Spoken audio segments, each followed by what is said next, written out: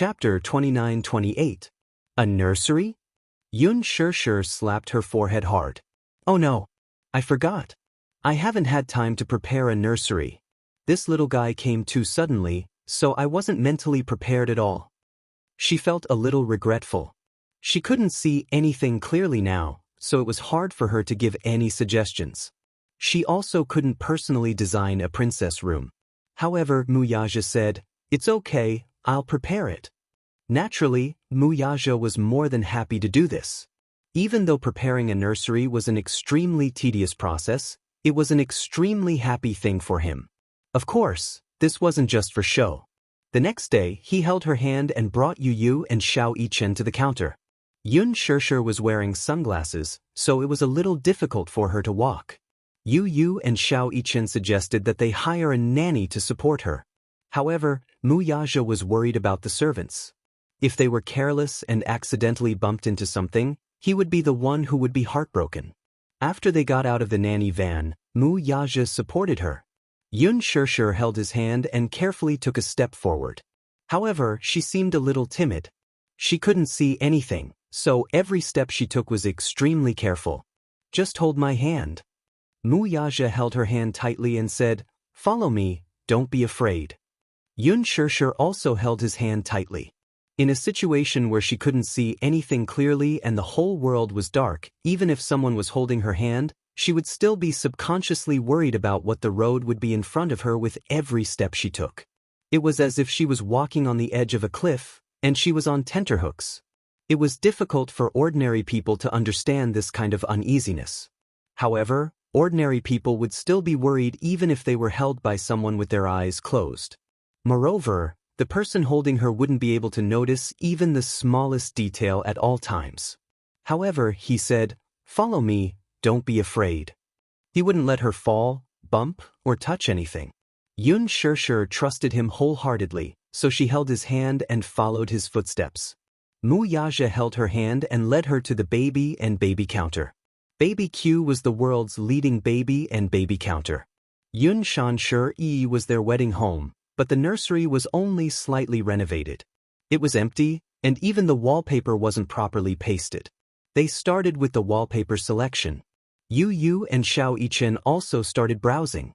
The shop assistant brought over a thick stack of books. Muyaja flipped them page by page. They were all European designs and there wasn't anything that caught his eye. "Girls should be pink, right?" Yun Shirshir said, "When I was young, I especially liked pink. If she's a daughter, she should take after me in this aspect." In every girl's heart, there was a princess dream. She imagined herself to be a princess in a fairy tale, waking up in a fairy tale-style room every day. Opening her eyes, she would see a pink world and a big bed covered with pink bed curtains. She would enjoy the dreamlike world to her heart's content. Muyaja snapped his fingers and said, "Yes, pink. Girls all like pink." He didn't realize it at first. The shop assistant understood what he was hinting at and immediately brought over a stack of books. They were all pink wallpaper designs. Muyaja started flipping through them seriously. He was picky, and just the wallpaper alone took him a lot of effort. Chapter 29-29. After choosing the wallpaper, the family started to choose the crib, toy box, wardrobe, and decorations. "Can I trust your taste?" Yun Shirshir was a little doubtful. She didn't know what the princess room would look like. Could it would be ugly? A man's taste was always hard to explain. She was going to cry if it turned out to be a mix-and-match trend. However, Muyaja was very confident in his taste. Yu approved of the effect of his decorations. Of course, Xiao Yichen's opinion was put aside. He didn't seem to know much about aesthetics. When asked, he said innocently, "As long as little sister likes it." Yu couldn't help but complain, "Little sister isn't born yet. How do you know if she likes it or not?" When Yun Shirshir heard this, she couldn't help but complain, "We haven't even confirmed whether it's a boy or a girl. How do you know it's going to be a little sister?" "Oh, you're right." Yu suddenly clenched her fists and said, "What if she gives birth to a little brother?" When Muyaja and Xiao Yichen heard this, they were stunned for a few seconds. Yu said meekly, "I hope it's a little sister too, but what if it's not? Maybe things won't go according to our wishes." Mu Yaja and Xiao Yichen's expressions darkened. They seemed to have thought of this possibility as well, and there was a hint of melancholy in their eyes. When the time comes and it's a boy, living in a pink crib seems a little uncomfortable. Yun Shirshir couldn't help but add. Impossible. Your genes are so strong. If you gave birth to 2 boys in a row, the chances of the third being a boy are very high, Yun Shirshir continued. Mu Yaja snorted coldly and said, Impossible. It must be a girl. Anyway, we'll just decorate it according to the princess room. Yu suddenly pulled Xiao Yichen aside and whispered, Mu Yichen, Daddy is so biased. If Mommy really gives birth to a little princess, won't we lose our place in Daddy's heart? I don't know about you, but as for me... Xiao Yichen teared up. I don't seem to have any status. Yu pursed her lips. Really? Mu Yichen felt so wrong that he was about to cry. Daddy didn't put in so much effort to decorate my room when I was young. I've never had much of a presence in his heart. Daddy favors girls over boys? Yu came to a conclusion. Xiao Yichen stroked his chin. However, I still hope that Mommy will give birth to a little princess. I've wanted a little sister for a long time. Yu added, Me too. A little sister is so cute. She's so soft and adorable. I can even imagine her smiling at me. Her eyes will curve into crescents as if there are countless little stars in them. She's so beautiful. Little Yichen's heart was bursting with anticipation. The image of a cute little girl smiling innocently at him appeared in Yu's mind, and his heart almost melted at the thought. Thus, the 2 little guys reached a consensus. That was, it didn't matter if she fell out of favor in front of her daddy. It didn't matter if she lost her status. The most important thing was that they liked a little sister.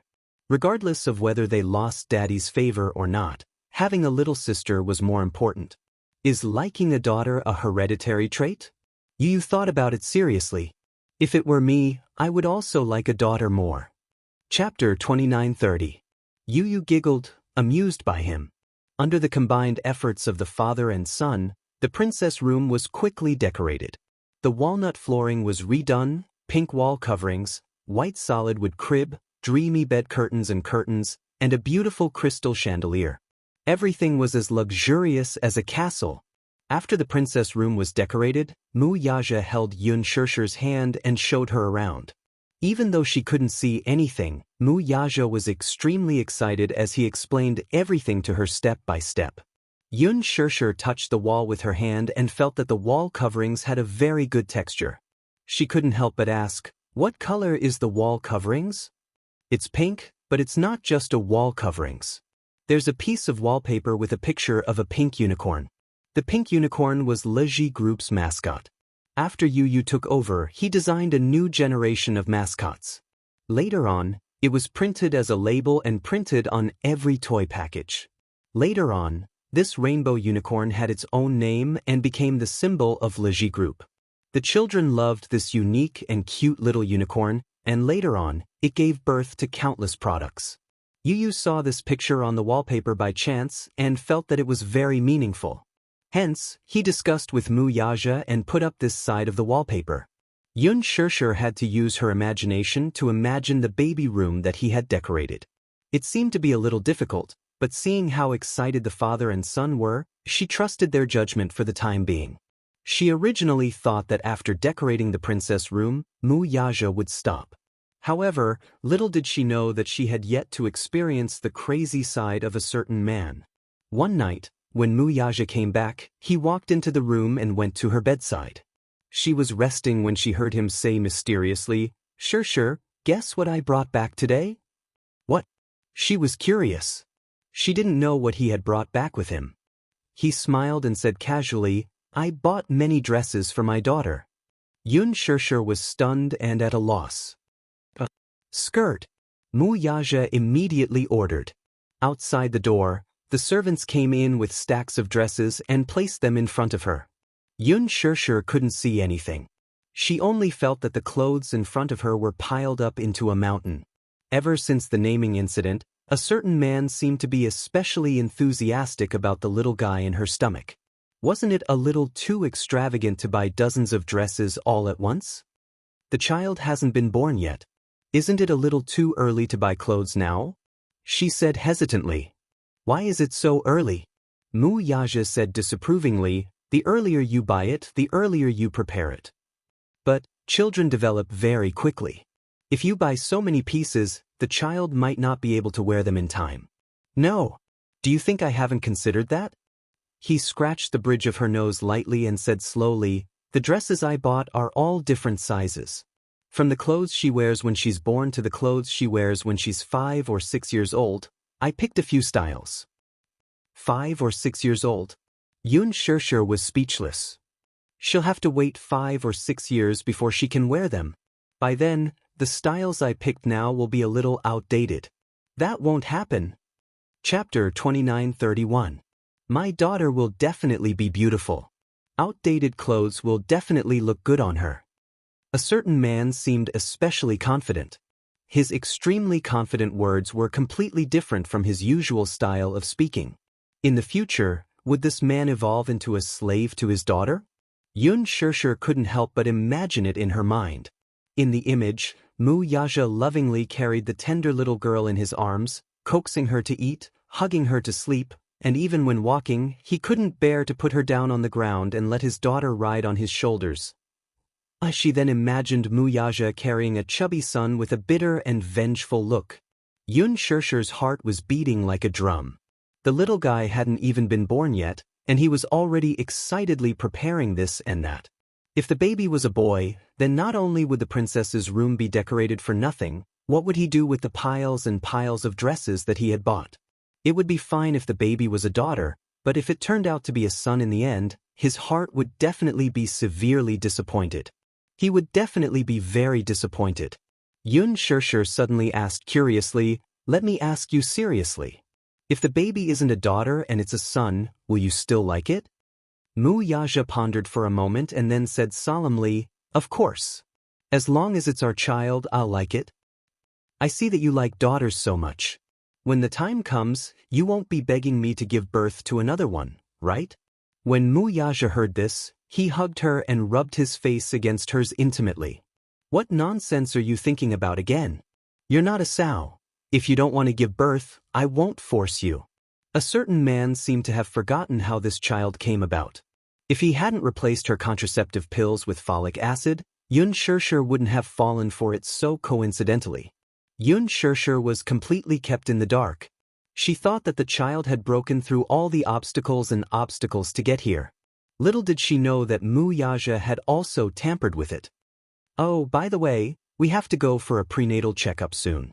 Yun Shirshir gently touched her belly and complained, recently, I seem to like sleeping a lot. My vomiting has slowly subsided, but I get hungry easily in the middle of the night. I want to eat something, but I don't know if I can eat it. Of course you can. Mu Yaja said, I've asked the doctor. He said that I can have some snacks. There are some biscuits and bread at home. When you are hungry, you can eat some biscuits. Yun Shirshir couldn't help but silently criticize her. If she ate and slept every day, would she lose control of her body shape after giving birth? She heard that many pregnant women lost their figures after giving birth. When she gave birth to Yu and Muichen, she was only 18 years old. She was still young, so she maintained her figure very well. But now, she was in her 20s. No matter what, she was still a little worried about this. Mu Yaja glanced at her and couldn't help but make up a story.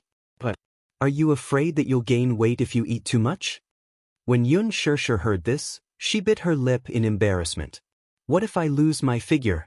It'll be a nightmare to gain 15 kilograms all of a sudden. It's okay. You're so thin now. Take advantage of your pregnancy and gain some weight. He felt that she was too thin. Chapter 29:32. Especially a while ago, when she didn't eat or drink, her nutrition couldn't keep up and she lost a lot of weight. His heart ached terribly. In the end, she was still worried about whether she would gain weight. If I really eat until I become a big fat person, won't you despise me? The man said matter-of-factly, I can't do anything about it. We're already an old married couple. Would I still care about whether you're fat or not? Yun Shirshir was quite taken aback. Alright, I'm just teasing you. If you gain weight, I won't despise you. You're lying. Mu Yaja suddenly thought of something and said to her, soon, we'll have to prepare for a prenatal checkup. At the mention of prenatal checkup, Yun Shirshir asked curiously, I heard that the gender of the fetus can be determined at 16 weeks. But isn't the law against it? To me, this law doesn't apply. Why do you ask? Yun Shirshir said, why don't we do a gender test? However, Mu Yaja said, it's better to have fewer ultrasounds. There's no need to rush the test. When Yun Shirshir was 4 months pregnant, Mu Yaja took her for a prenatal checkup. After the checkup, all the indicators were very good. Over the past month, under Mu Yaja's meticulous care, her body had recovered a lot. The doctor who did the prenatal checkup for her was a female doctor. In the office, she looked at the various data reports while sizing up the man beside Yun Shirshir. She couldn't help but say enviously, Mrs. Mu, you're so lucky. Every time you do a prenatal checkup, President Mu follows you around and does it himself. You're so lucky to have such a considerate and gentle husband who dotes on you so much. Yun Shirshir smiled and held his hand tightly. She pursed her lips and said, he's even more nervous than I am when I'm pregnant. I wasn't feeling well recently, so he was afraid that something would happen to me. Mu Yaja stroked her hair lovingly and asked slowly, is the fetus healthy? Chairman Mu, don't worry. The fetus is very healthy. As the doctor spoke, he suddenly smiled mysteriously and asked, I heard from young Madam Mu that Chairman Mu has already started preparing the nursery? Yes. It's ready. Princess room? The doctor smiled. Yun Shirshir also smiled and said, it's not just a princess room. We even bought a bunch of clothes and hung them in the wardrobe, waiting for the baby to wear them when he's born.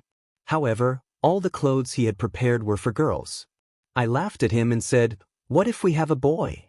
What should we do? Are you going to let your son wear all these dresses? The doctor was stunned for a moment and did not know whether to laugh or cry. So, Chairman Mu likes daughters. Yes.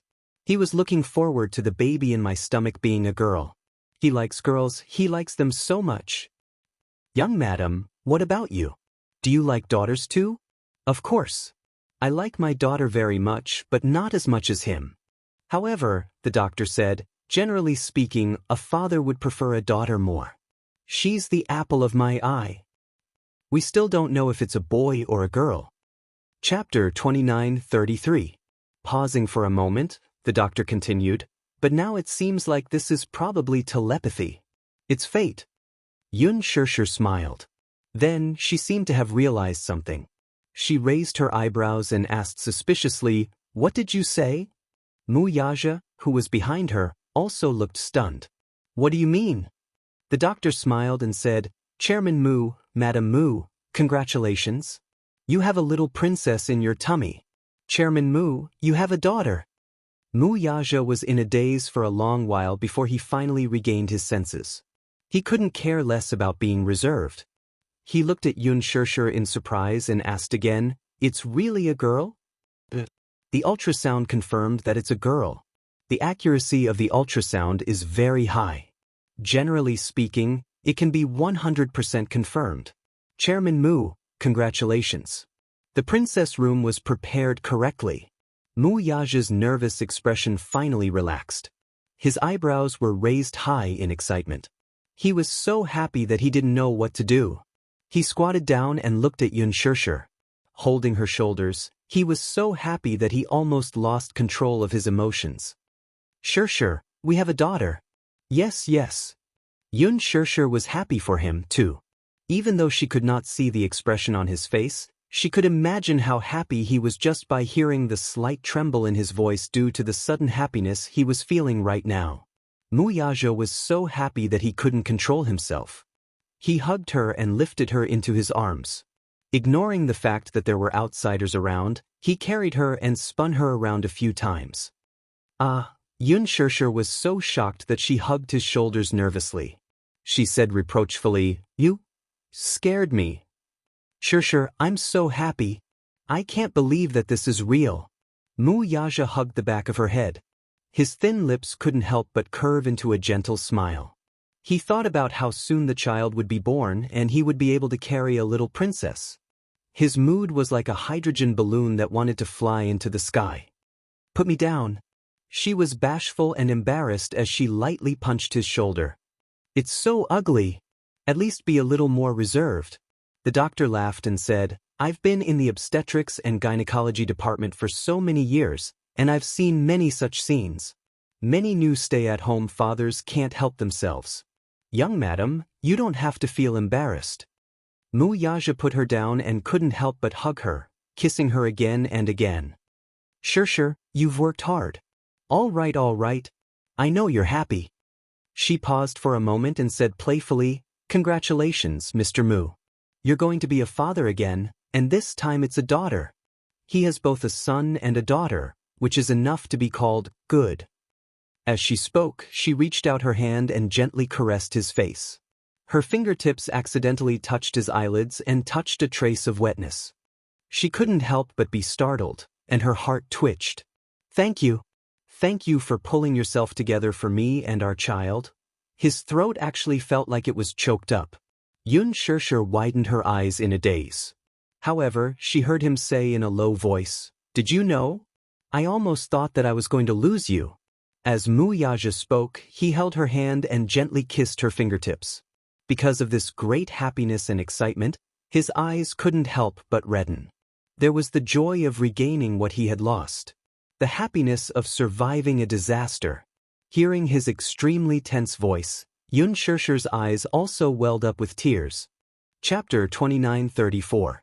During the period when Gu Xingze left her, she was immersed in immense guilt and pain, so much so that she neglected his feelings for a while. At that time, she was in a muddle-headed state. She guarded the pain in her heart day and night, constantly licking her wound. Little did she know that he was also carefully protecting her. Every time she woke up from a nightmare, he was always by her bedside, busy comforting her, wiping away her cold sweat, and coaxing her to sleep. When she was at her lowest point, he was holding the bowl, coaxing her over and over again, lying to her and coaxing her to eat. She could not see how nervous he was. But sometimes, when she was half awake, she could feel that he was by her bedside, gently holding her hand, unwilling to let go. She did not know about his suffering, much less his pain. He was not good with words, much less expressing himself. Her man was an extremely introverted man. His emotions were hidden deep in his heart. During that period of time, he was also suffering. He did not know how to share her pain, nor did he know how to bring her out of that shadow. He was a man who got jealous easily. In the past, she could not even mention Gu Xingze's name. But at that time, she was watching Gu Xingze's videotape and sat there in a daze for the whole afternoon. He watched from the side, feeling helpless and heartbroken. He whispered in her ear countless times, Sure, you still have me. Gu Xingze is no longer around, but you still have me. I can't lose you. Wake up, okay? Can you let yourself go, please? Let yourself go. Don't torture yourself anymore. If you get better, I'll accept any price. He held her shoulders more than once and said word by word, Sure, Gu Xingze is not the only one who is willing to protect you with his life. There's me too. I can do it too. Don't I love you with my life too? But every time he saw her indifference, he could do nothing but hold her in his arms with heartache. She often woke up from nightmares, and when she woke up, she would sit there motionless, tears constantly falling. He hurriedly wiped her tears and endured the bitterness in his heart. God knows, when he saw her tears, his heart was about to be torn apart. Her heart had died, leaving behind his heart, which was constantly trembling in fear. For the first time in his life, he felt a bone-deep fear and dread. He was afraid that she wouldn't be able to make it. He was afraid that she would leave him and the child in her stomach. He was afraid he had lost her. Later, her maternal instincts were awakened, and she began to try to eat, to try to talk, to try to get back on track. He was pleasantly surprised, but he was still very careful. He didn't want to touch her or hurt her at all. He didn't dare to be too happy. He was afraid that God would be jealous of him and take revenge on him. Once his dream was shattered, he would lose everything. He carefully guarded her and protected her. He was worried about her being in the hospital, so he brought her back to Yun Shan-Shi to nurse her pregnancy. The time she spent nurturing her fetus was the happiest time of her life. Chapter 29:35. Yun Shi suddenly recalled that there were times when she wanted to eat cherries in the middle of the night. He and Gong Jie had searched through half of the capital before he found them and bought them back. However, she had lost her appetite and didn't eat a single one. He coaxed her to eat one or two before coaxing her back to sleep. As her husband, it could be said that she was able to recover so quickly because of his hard work. However, after the prenatal checkup and finding out that the fetus was stable and healthy, and that her body was gradually getting back on track, he finally heaved a sigh of relief. For a moment, happiness filled his heart, and he was at a loss for what to do. So much so that he actually cried tears of joy. Even though he held it in, the rims of his eyes reddened, and the dampness on his eyelids touched her deeply. Mu Yaja hugged her, his lips trembling slightly as he gently caressed her face over and over again. Yun Shi held back her tears and said reproachfully, "Are you really that happy knowing that it's a daughter?" She sniffled and said half-jokingly, "Looks like I really don't have any status in the future. Our daughter has become your heart, your liver, your spleen, lungs, and kidneys. What about me? Don't tell me I've become your duodenum, your appendix?" Mu Yaja smirked and said, "How can that be? Seeing how excited you are, I feel that I definitely won't have any status in the future. Our daughter is my heart, and you are my lungs. Both of them are equally important." "The lungs don't seem to be as important as the heart." Yun Shi deliberately fussed with him.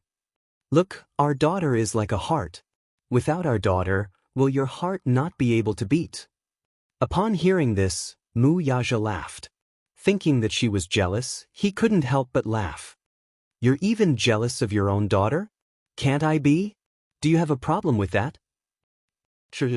Mu Yaja held her face lovingly and looked at her delicate face lovingly.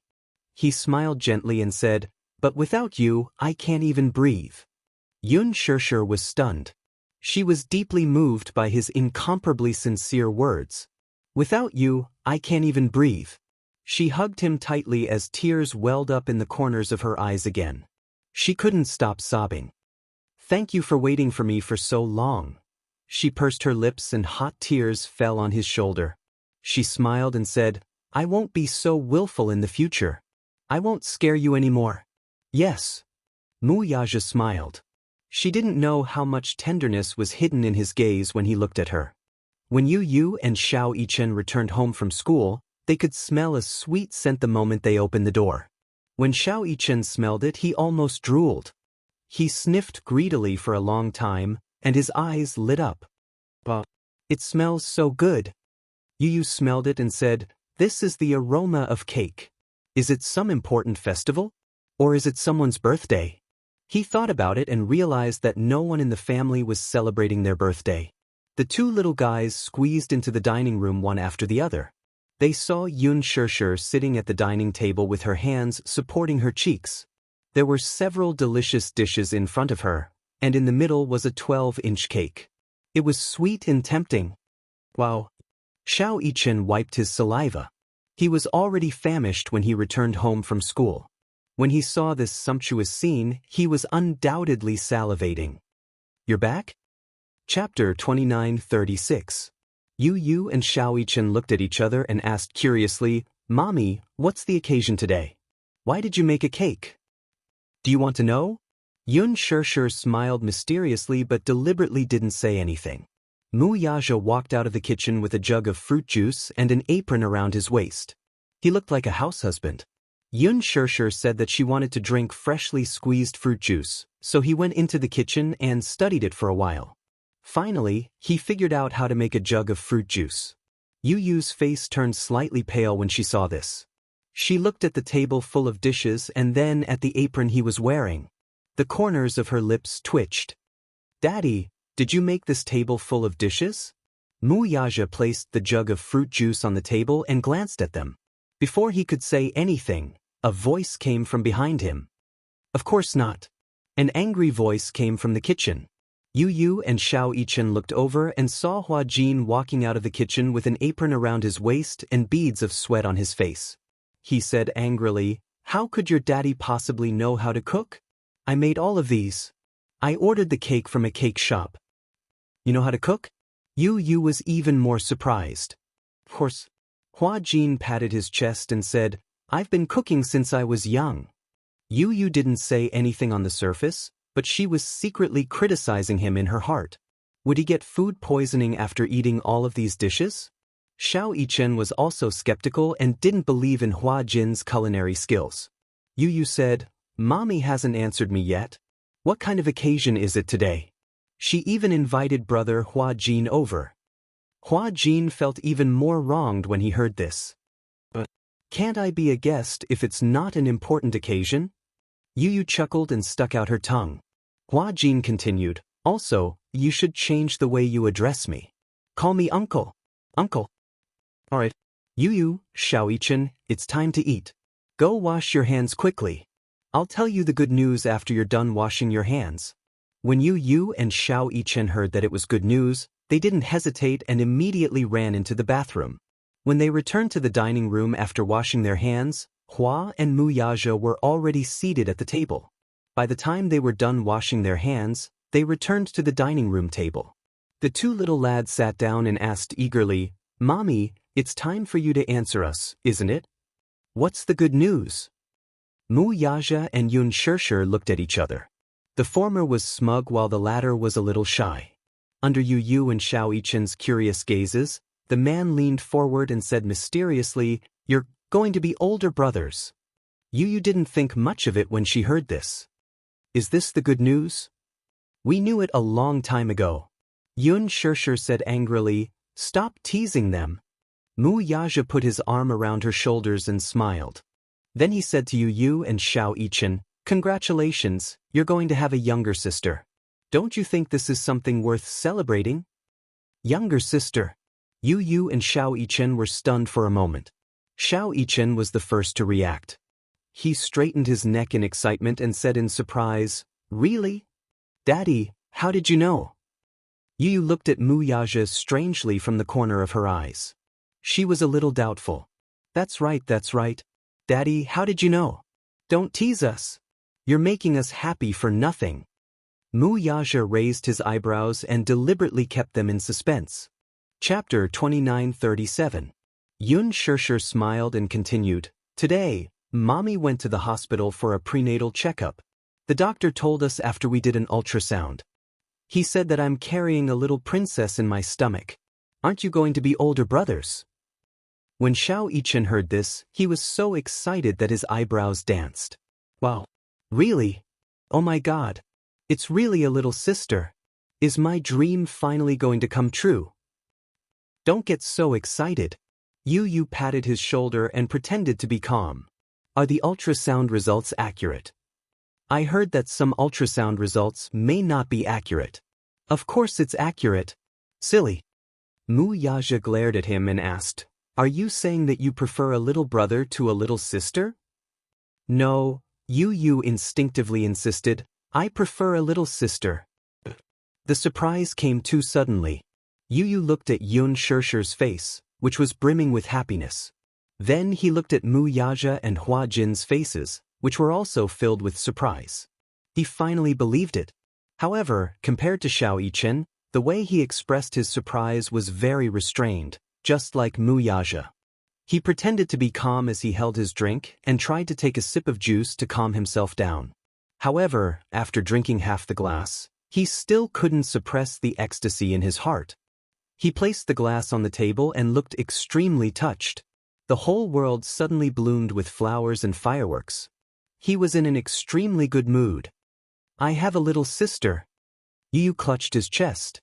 There, his heart was beating rapidly. He was touched. So touched. This was great news. Xiao Yichen also said excitedly, "How long do I have to wait before I can hold my cute little sister? Why are you even more anxious than your daddy?" Hua Jin smiled and looked at him.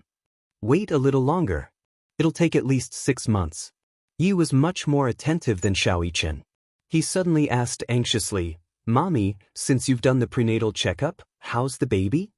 Yun Shirshir couldn't hide her excitement and said, "It's very stable. Your sister is developing very well in my stomach. Very healthy. The doctor said that she will definitely be a smart little princess." The huge rock hanging in Yuyu's heart finally fell to the ground. He smiled with relief. It doesn't matter if it's a boy or a girl, as long as it's healthy and safe. He had always been sensible. Even though he yearned for his mommy to give birth to a younger sister, as an older brother, he would definitely dote on this younger sister. But some time ago, mommy's health was terrible. He either went on a hunger strike or went blind. During that period of time, he felt as if the sky was about to collapse. Later on, he brought her home to nurse her back to health. Daddy pushed away a lot of work and took good care of her. The whole family was on tenterhooks, afraid that something would happen to the child in her stomach and bring another blow to mommy. However, now that the prenatal checkup was done and the baby was doing well, he was completely relieved. Today is really a good day to celebrate. Hua Jin poured fruit juice for everyone and took the lead to raise his goblet. He said encouragingly, "Shouldn't we toast to celebrate?" Mu Yaja nodded. Yun Shirshir smiled and reached out to touch the goblet. When Mu Yaja saw this, he thoughtfully pushed the goblet to her. She held it firmly and raised it carefully. She smiled sweetly and said, "Cheers." Cheers. Everyone raised their goblets in unison and clinked them gently with hers, making a pleasant clinking sound. Cheers. Everyone cheered in unison. Mu Yaja was especially happy. He drank the fruit juice in one gulp. Yu also drank the fruit juice in his goblet. When no one was paying attention to him, he gently reached out and quickly wiped the tears from the corners of his eyes. Beside him, Xiao Yichen's sharp eyes noticed this and couldn't help but hug his shoulders emotionally. He smiled and said, "Yu, we're going to be older brothers." Chapter 2938. Yun Shirshir felt extremely blessed. Especially when she heard the sounds of the two little guys dancing around her and blowing out the candles. Hua Jin was making a racket at the side, bickering with little Yichen as they divided the cake. Yu, on the other hand, was pestering her, asking if she had thought of a name for his sister. A name? Yun Shirshir narrowed her eyes and smiled. She asked tentatively, "I thought of many names and discussed it with your daddy. Your daddy said that Yueyao is a nice name. It's poetic." Yu's face twitched. He said in disdain, "Yueyao? That's not a nice name. Daddy has no taste at all." When Mu Yaja heard this, he smacked the back of his head unhappily. "Ouch, it hurts." Yu held the back of his head and pouted unwillingly. "I didn't say anything wrong. Daddy, why did you hit me? What's wrong with Yueyao?" "What's wrong with it?" Yu argued. "Don't you think that the name is too old-fashioned?" Yun Shirshir couldn't sit still anymore. When she heard Yu's complaints, she felt wronged. She wanted to cry but had no tears. She reminded Yu carefully, Mommy was the one who came up with this name.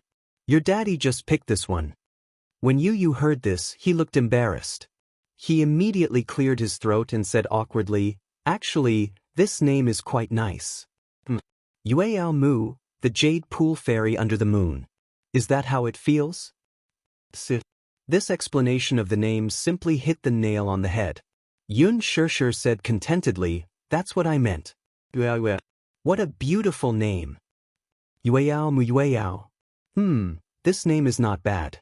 Yu flattered, "Mommy is indeed a top student. She can actually come up with such a nice name." Mu Yaja, who was standing at the side, was a little dissatisfied. His face was extremely dark. He reached out and pinched Yu's ear, pulling him to his side. "Yun Tianyu, is this your stance? Just now in front of me, you kept saying that this name didn't sound good and complained about it over and over again. Why is it that when Mommy said that she came up with this name, you kept praising it?" Yu shamelessly. "Because it's really nice. If her surname was Yun, it would definitely sound even better." "Surname?" Hearing this, Hua Jin raised an eyebrow, touched his chin, and suddenly laughed. "Indeed, Yu has a point. Yun Yueyao is indeed much nicer than Mu Yueyao." Mu Yaja, Mu Yichen also chimed in, Yun Yueyao is nicer. Yun Yueyao is nicer. Alright, let little sister take mommy's surname. Hearing this, Yu chuckled and said half-jokingly, Daddy will be heartbroken and can't bear to. If little sister's surname is Mu, Daddy may not be willing. Mu Yaja, however, said, Yun is fine too. He lowered his gaze and looked lovingly at Yun Shishir's slightly bulging belly. He smiled and said, whether her surname is Yun or Mu, she's still my daughter. Yu was excited when he heard this. Daddy, are you really willing? If little sister and mommy have the same surname, then little sister and I will have the same surname. Chapter 29:39. On the surface, he was all smiles, but deep down, Yu was well aware of this fact. Mu Yaja really did not have much of a fixation on the issue of surnames. Back then, when he officially announced Yu Yu's identity to the public, he did not say that he would change Yu Yu's surname. That was because Yu Yu said that Yun Tianyu was a name given to him by his mother, and he could not change a single word of it. His surname was Yun, and it would be Yun for the rest of his life. He would never change it back to Mu. Mu Yaja knew how stubborn he was, so he naturally would not insist on it. However, Yu did not expect his father to not have much of a fixation on his sister's surname either. So, it's decided then? Yun Shishir smiled and sought his opinion. Yun Yueyao? I think it sounds good too. Alright. What's important is that you think it sounds good. Yu and Xiao Yichen were caught off guard and were fed a mouthful of food. Daddy, Mommy, is it really okay to torture us like this? They are still children. Can't you let them off? Let's eat the cake. Yu mercilessly interrupted the loving scene between the two and started to eat the cake. Hua Jin had already cut and distributed the cake. Yu placed the biggest piece in front of Yun Shishir and smilingly said, Mommy, quickly eat. Hm? Yun Shishir reached out to feel for the cutlery. Yu considerately passed the cutlery to her and said reproachfully, Mommy, it's not convenient for you to eat. If you need anything, just tell me and I'll get it for you. I can't always rely on you. Yun Shishir continued, Don't tell me that I can't see for the rest of my life and have to rely on you to serve me. It's only right for a son to serve Mommy. Yu emphasized. Besides, who said that Mommy won't be able to see for the rest of her life? At the mention of this, Hua Jin furrowed his brows and asked worriedly, Oh yeah, did the doctor say when the surgery will be decided? The smile on Yun Shishir's face stiffened slightly. Mu Yaja glanced at him and frowned.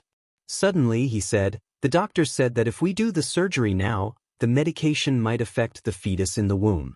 Why? Hua Jin did not know that much.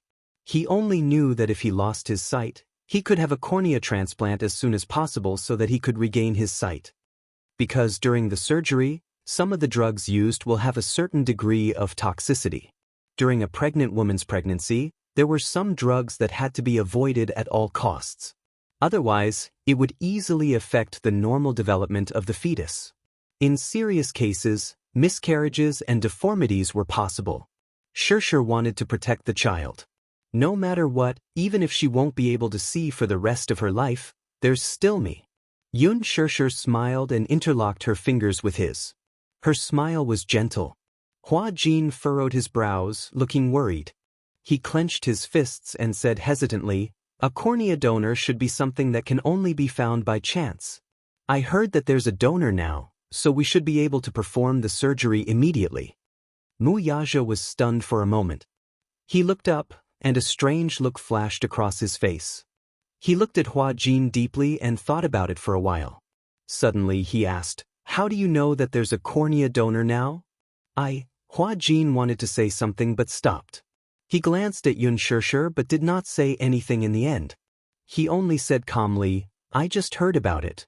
Mu Yaja smiled and said casually, It's okay. There will always be a chance. Don't think too much. Hua Jin nodded absent-mindedly. Chapter 29:40. After dinner, Yu and Xiao Yichen helped Yun Shishir to go shopping. Mu Yaja and Hua Jin walked into the back garden one after the other. After a long silence, Mu Yaja suddenly stopped in his tracks and turned around. His deep gaze fell on him as he asked suspiciously, When you mentioned the cornea donor just now, were you referring to the cornea donor Gu Xingzi donated? Hua Jin looked at him and was a little surprised. You know about this? Mu Yaja nodded. Qin Zhou talked to me about this matter. Back then, when Qin Zhou was packing up Gu Xingzi's belongings, he found a few volunteer forms that Gu Xingzi had filled out personally. It was a volunteer form for organ donation. Qin Zhou could not help but be a little surprised. He did not know when Gu Xingzi had signed this volunteer form. In addition to the liver and kidney, it also included a pair of corneas. Gu Xingzi's corneas. Initially, Qin Zhou could not bear to see Gu Xingzi leave this world in one piece. He could not bear to see Gu Xingzi's body being riddled with holes by those cold surgical machines after his death. Therefore, he had originally planned to burn these volunteer forms. However, in the end, he thought of Yun Shirshir. If Gu Xingzi's organ donation could save other people's lives, wouldn't it be a special way to continue living in this world? Even if he left this world in one piece, he would only be burned to ashes in the end. If other patients were given a new lease of life because of his organ transplants, to Qin Zhou, it was as if Gu Xingzi had also been reborn. Therefore, he took the volunteer forms and went to the hospital. Soon, the hospital dissected his body and removed the donated organs. Finally, they carefully removed his corneas. Qin Zhou found Mu Yaja and gave him a suggestion. Before Xingzhou was born, he filled in a few donation applications. One of them was a pair of corneas. But time is of the essence. Unless Shirshir performs the surgery as soon as possible, I'm afraid there's no hope. Corneal transplantation was not as simple as it seemed. Donors were difficult to find because the current world's views were not so advanced. Most people were more conservative when it came to death. Furthermore, the donation form had to be filled in before death. In the eyes of the people, this was too unlucky. In addition, there were more and more patients with eye diseases, and there was a serious shortage of corneas. The reason why it was said to be a rare opportunity was that cornea transplants required a lot of time. Generally speaking, the cornea donor must be immediately stored in the preservation solution within 48 hours after removal and put into surgery as soon as possible. Other than a few large cities, other small cities did not have any eye banks to store them. Therefore, once a cornea donor was found, surgery was needed immediately. Otherwise, the success rate of the surgery would be difficult to guarantee. Qin Zhou hoped that he could use Xingzhi's cornea to restore Yun Shirshir's sight. I think Xingzhi must be very willing to use his cornea in exchange for Shirshir's sight, right? Shirshir can also take Xingzhi's place and see this prosperous world, Qin Zhou said. Mu Yaja frowned. It had been 8 hours since the cornea was removed. In other words, the surgery had to be performed as soon as possible. Chapter 2941. Qin Zhou was puzzled. Chairman Mu, what are you thinking about? Don't you know that this is the best opportunity? You have to know that cornea donors are hard to come by. In addition, there's a strict time limit. The surgery can't be carried out immediately after finding a cornea donor. Or is it because this pair of corneas was removed from Xingzi's eyes that you're upset about it? Mu Yaja smiled. He protected my woman. I have only respect and gratitude for him. I'm not so petty as to hold a grudge against a man who saved my woman's life. Qin Zhou bit his lip. Then why don't you let Shirshir undergo the transplant? The pressure and guilt caused by Gu Xingzi's death has already crushed her. Mu Yaja sucked in a deep breath of cold air. She's pregnant now. The child in her belly is the only hope for her to pull herself together again. But if she undergoes the surgery now, the child will definitely be lost. If she's conscious, she won't bear to do it either. If the surgery is done without her knowing, she'll definitely break down if she finds out. Please. I don't know how sad she'll be when she finds out one day that she can regain her sight because of Gu Xingzi's cornea donor. Qin Zhou was speechless for a moment. Mu Yaja looked at Qin Zhou deeply. You should know that she won't be able to accept such a thing. He left the world because of her, yet he used his cornea to restore her sight. This is too heavy for her to bear. But Qin Zhou was still a little hesitant. The doctor won't recommend the surgery if it's carried out immediately. Mu Yaja continued, She's not in a good mental state now. I'm afraid that it's dangerous. Qin Zhou saw that Mu Yaja was persistent, so he gave up. Hua Jin was a little surprised when he heard this. You mean that the time limit of the cornea donor is tight? Once it's removed, the transplant must be carried out immediately. Before the surgery, we still need a day to prepare. Mu Yaja smiled faintly. There's not enough time. So, Hua Jin clenched his fists and was a little sad. Then, Gu Xing's cornea, now, I heard that it was transplanted to a 7-month-old child. Child? Yes, a boy with a congenital cornea defect. Fortunately, this child and Gu Xing's are fated. The operation was very successful and there were no signs of rejection. Mu Yaja pursed his lips. I remember that it was done in the same hospital. I went to see it on the day of the operation. The boy was very handsome. He was 6 months old and had a pair of beautiful peach blossom eyes. I heard that his name is Jing Yang. This child had a pair of beautiful big eyes. Before entering the operating theater, when he was preparing for work, he was still smiling with his eyes narrowed. His eyes seemed to hide countless twinkling stars. When he grows up, he should be a handsome young man. Jing Yang, Hua Jin muttered the name and suddenly smiled. That's good too. From the looks of it, this is a new lease of life for Gu Xing's. However, he could not help but feel a little disappointed. It was different from a person who was born blind. Yun Shishir's vision was normal, but once she lost her vision and fell into desolate darkness, what kind of despair would that be? Chapter 2942. Hua Jin muttered the name and suddenly smiled. That's good too. From the looks of it, it's a new lease of life for Gu Xing's. However, he could not help but feel a little disappointed. It was different from people who were born blind. Yun Shishir's vision was normal, but once she lost her vision and fell into darkness, what kind of despair would that be? Every time he saw her fumbling around while trying to take something out by herself, his heart ached when he saw that strenuous look on her face. However, every time he saw her sitting quietly on the sofa with her head lowered and caressing her lower abdomen lovingly, her entire body exuded a motherly glow that was gentle and warm. It's okay. In the future, there will always be a cornea donor. I'll pay more attention. Hua Jin said optimistically, it won't be too late to undergo the surgery after you give birth and your condition stabilizes. When Yun Shishir and the 2 little kids returned home from their walk, Hua Jin had already washed the dishes. Xiao Yichen was full of praise. Uncle Hua Jin is so amazing. Your cooking skills are not bad, and you wash the dishes very cleanly. Hua Jin could not help but laugh when he heard that. He squatted down and reached out to pinch Xiao Yichen's pink cheeks. Do you really think that my cooking skills are good? Yes. I thought that your little mouth had been spoiled by Yu Yu's cooking skills. I didn't expect that you wouldn't mind my cooking. Hua Jin heaved a sigh of relief as if a heavy burden had been lifted from his shoulders. At the side, Yu Yu said lightly, although the food you cook isn't that exquisite, it's still edible. Hua Jin was speechless. Yun Shishir was amused and laughed. Yu Yu, don't be too picky. Do you think everyone is like you? You were born with an innate sense for delicious food. Yu Yu proudly crossed his arms, feeling a little smug. Mu Yaja snorted coldly. I'm wondering if you have a genetic mutation. Because I'm very particular about food. Yu Yu said proudly, who's like Xiao Yichen? He said that the fried rice was delicious. Ahem. Yun Shishir awkwardly cleared her throat. That was a long time ago.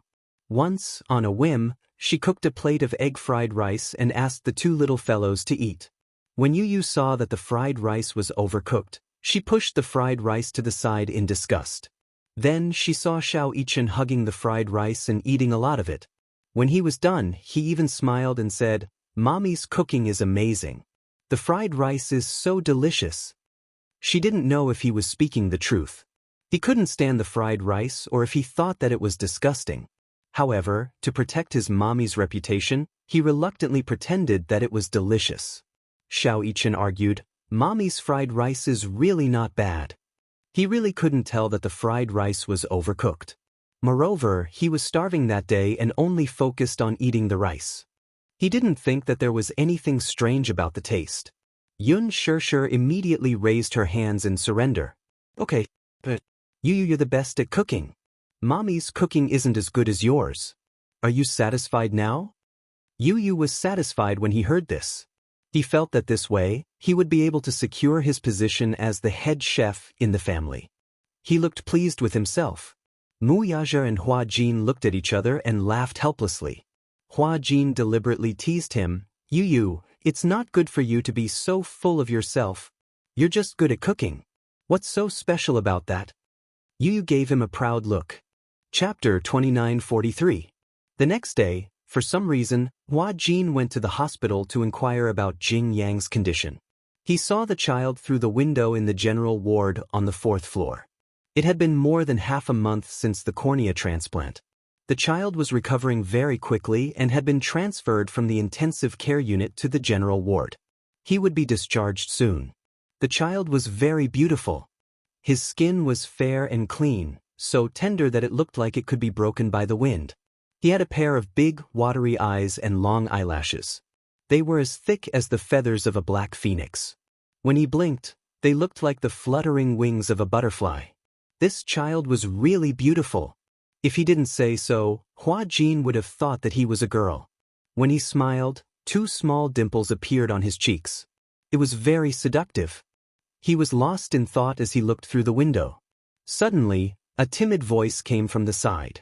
Hello, you are? Hua Jin turned his head and saw a 21-year-old girl standing by the side, trembling. She was dressed very plainly. She wore a white blouse and a pair of washed-out jeans. Her black hair was gently tied up with a hairband. However, even though she was dressed plainly, it still couldn't hide her clear and bright temperament. She was very beautiful. She belonged to the delicate and pretty type. She had beautiful big eyes, a high nose bridge, and handsome facial features. Hua Jin sized her up and immediately guessed her identity. Are you Jing Yang's mother? The girl was so shocked that her eyes widened. She was a little surprised. But how did you know? Because your eyes look very similar, don't you? The girl smiled and blushed shyly. She asked carefully, Then, who are you? She obviously didn't recognize him. It was obvious that she didn't pay much attention to the entertainment industry and didn't watch many entertainment programs and dramas. Hua Jin smiled faintly. I'm Gu Xing's friend. Gu. The girl was so shocked that she covered her mouth like a frightened deer. Then her eyes became wet. She pursed her lips and said gratefully, If you're Gu Xing's friend, you must be a big star too. As Hua Jin spoke, he glanced through the window at the giraffe plushie lying on the hospital bed and smiled. I'm here to take a look at the child. Okay, please come in. The girl welcomed him into the ward enthusiastically. Hua Jin didn't stand on ceremony. He entered the ward and sat by the bed. After chatting for a while, Hua Jin found out her name. Jinji. A simple but pleasant name. Previously, Qin Zhou had wanted to transplant Gu Xing's cornea to Yun Shirshir, but because she was pregnant, he could not do the surgery immediately. Hence, he found the child through the hospital. Jing Qi rushed to the hospital and understood the situation. When she heard that there was a cornea donor, she was excited but asked fearfully, How much is the surgery fee? About 40 to 50,000. When she heard this, her heart hung high, and she felt very uneasy for a moment. She couldn't afford that much money and was worried about how to gather the money. She didn't know who Gu Xingze was. She didn't usually watch television. She worked in the factory for 13 hours a day. Chapter 2944. Qin Zhou learned about this situation. Coincidentally, Gu Xingze had a sum of money that was specially used for public welfare. In addition to the donation form, Gu Xingze also filled in the donation form for special funds for surgery. In other words, he had given a sum of money for the organ transplant surgery that he had donated to families who felt that it was difficult to pay for the surgery. When Qin Zhou mentioned this to Jing Qi felt especially guilty. After repeated insistence, she wrote an IOU and gave it to Qin Zhou. She also said solemnly, No matter what, I have to return this money. Although I don't know when I'll be able to repay it, I'll try my best to repay it. The surgery was very successful. Jing Yang's vitality was especially strong. Other than his congenital eye disease, his small body was very healthy. This little guy especially loved to laugh. He had a pair of extremely beautiful eyes. When he smiled, it was warm, as if countless twinkling stars were hidden in them. The moment the gauze was removed, the 7-month-old child let out a bell-like laugh when he saw the nurse's face. The nurses especially liked this little guy. Why does this little guy like to laugh so much? He can't stop laughing. It's too funny. During the surgery, I didn't see him cry even when he was anesthetized. I heard from his mother that when he was born, he was different from other children. When other children come out, they cry loudly. What about him? When the nurse who delivered the baby patted his butt, he immediately laughed. That's really rare. Hua Jin looked at the boy who was being teased by the nurse and refused to let go of the doll. He could not help but raise his eyebrows. So cute. Thank you, Jingqi said politely. She nervously fiddled with her palms and then said gratefully, I never dared to hope that the child could recover his vision. Because the cost of the surgery is too high. It costs tens of thousands. Our family can't afford so much money. Hua Jin could not help but feel a little strange. He looked around and saw that there was no one else in the ward except her. He could not help but ask curiously, Where's your husband? Jingqi was embarrassed for a moment and immediately said, He's quite busy and rarely has time to take care of us. Oh, I see. Seeing that she didn't want to talk about it, he didn't ask any more. After the child was born, we were diagnosed with an eye disease. We had been waiting for a cornea donor. But I didn't expect that I would be so lucky. The opportunity came so quickly that I didn't have time to prepare the surgery fees.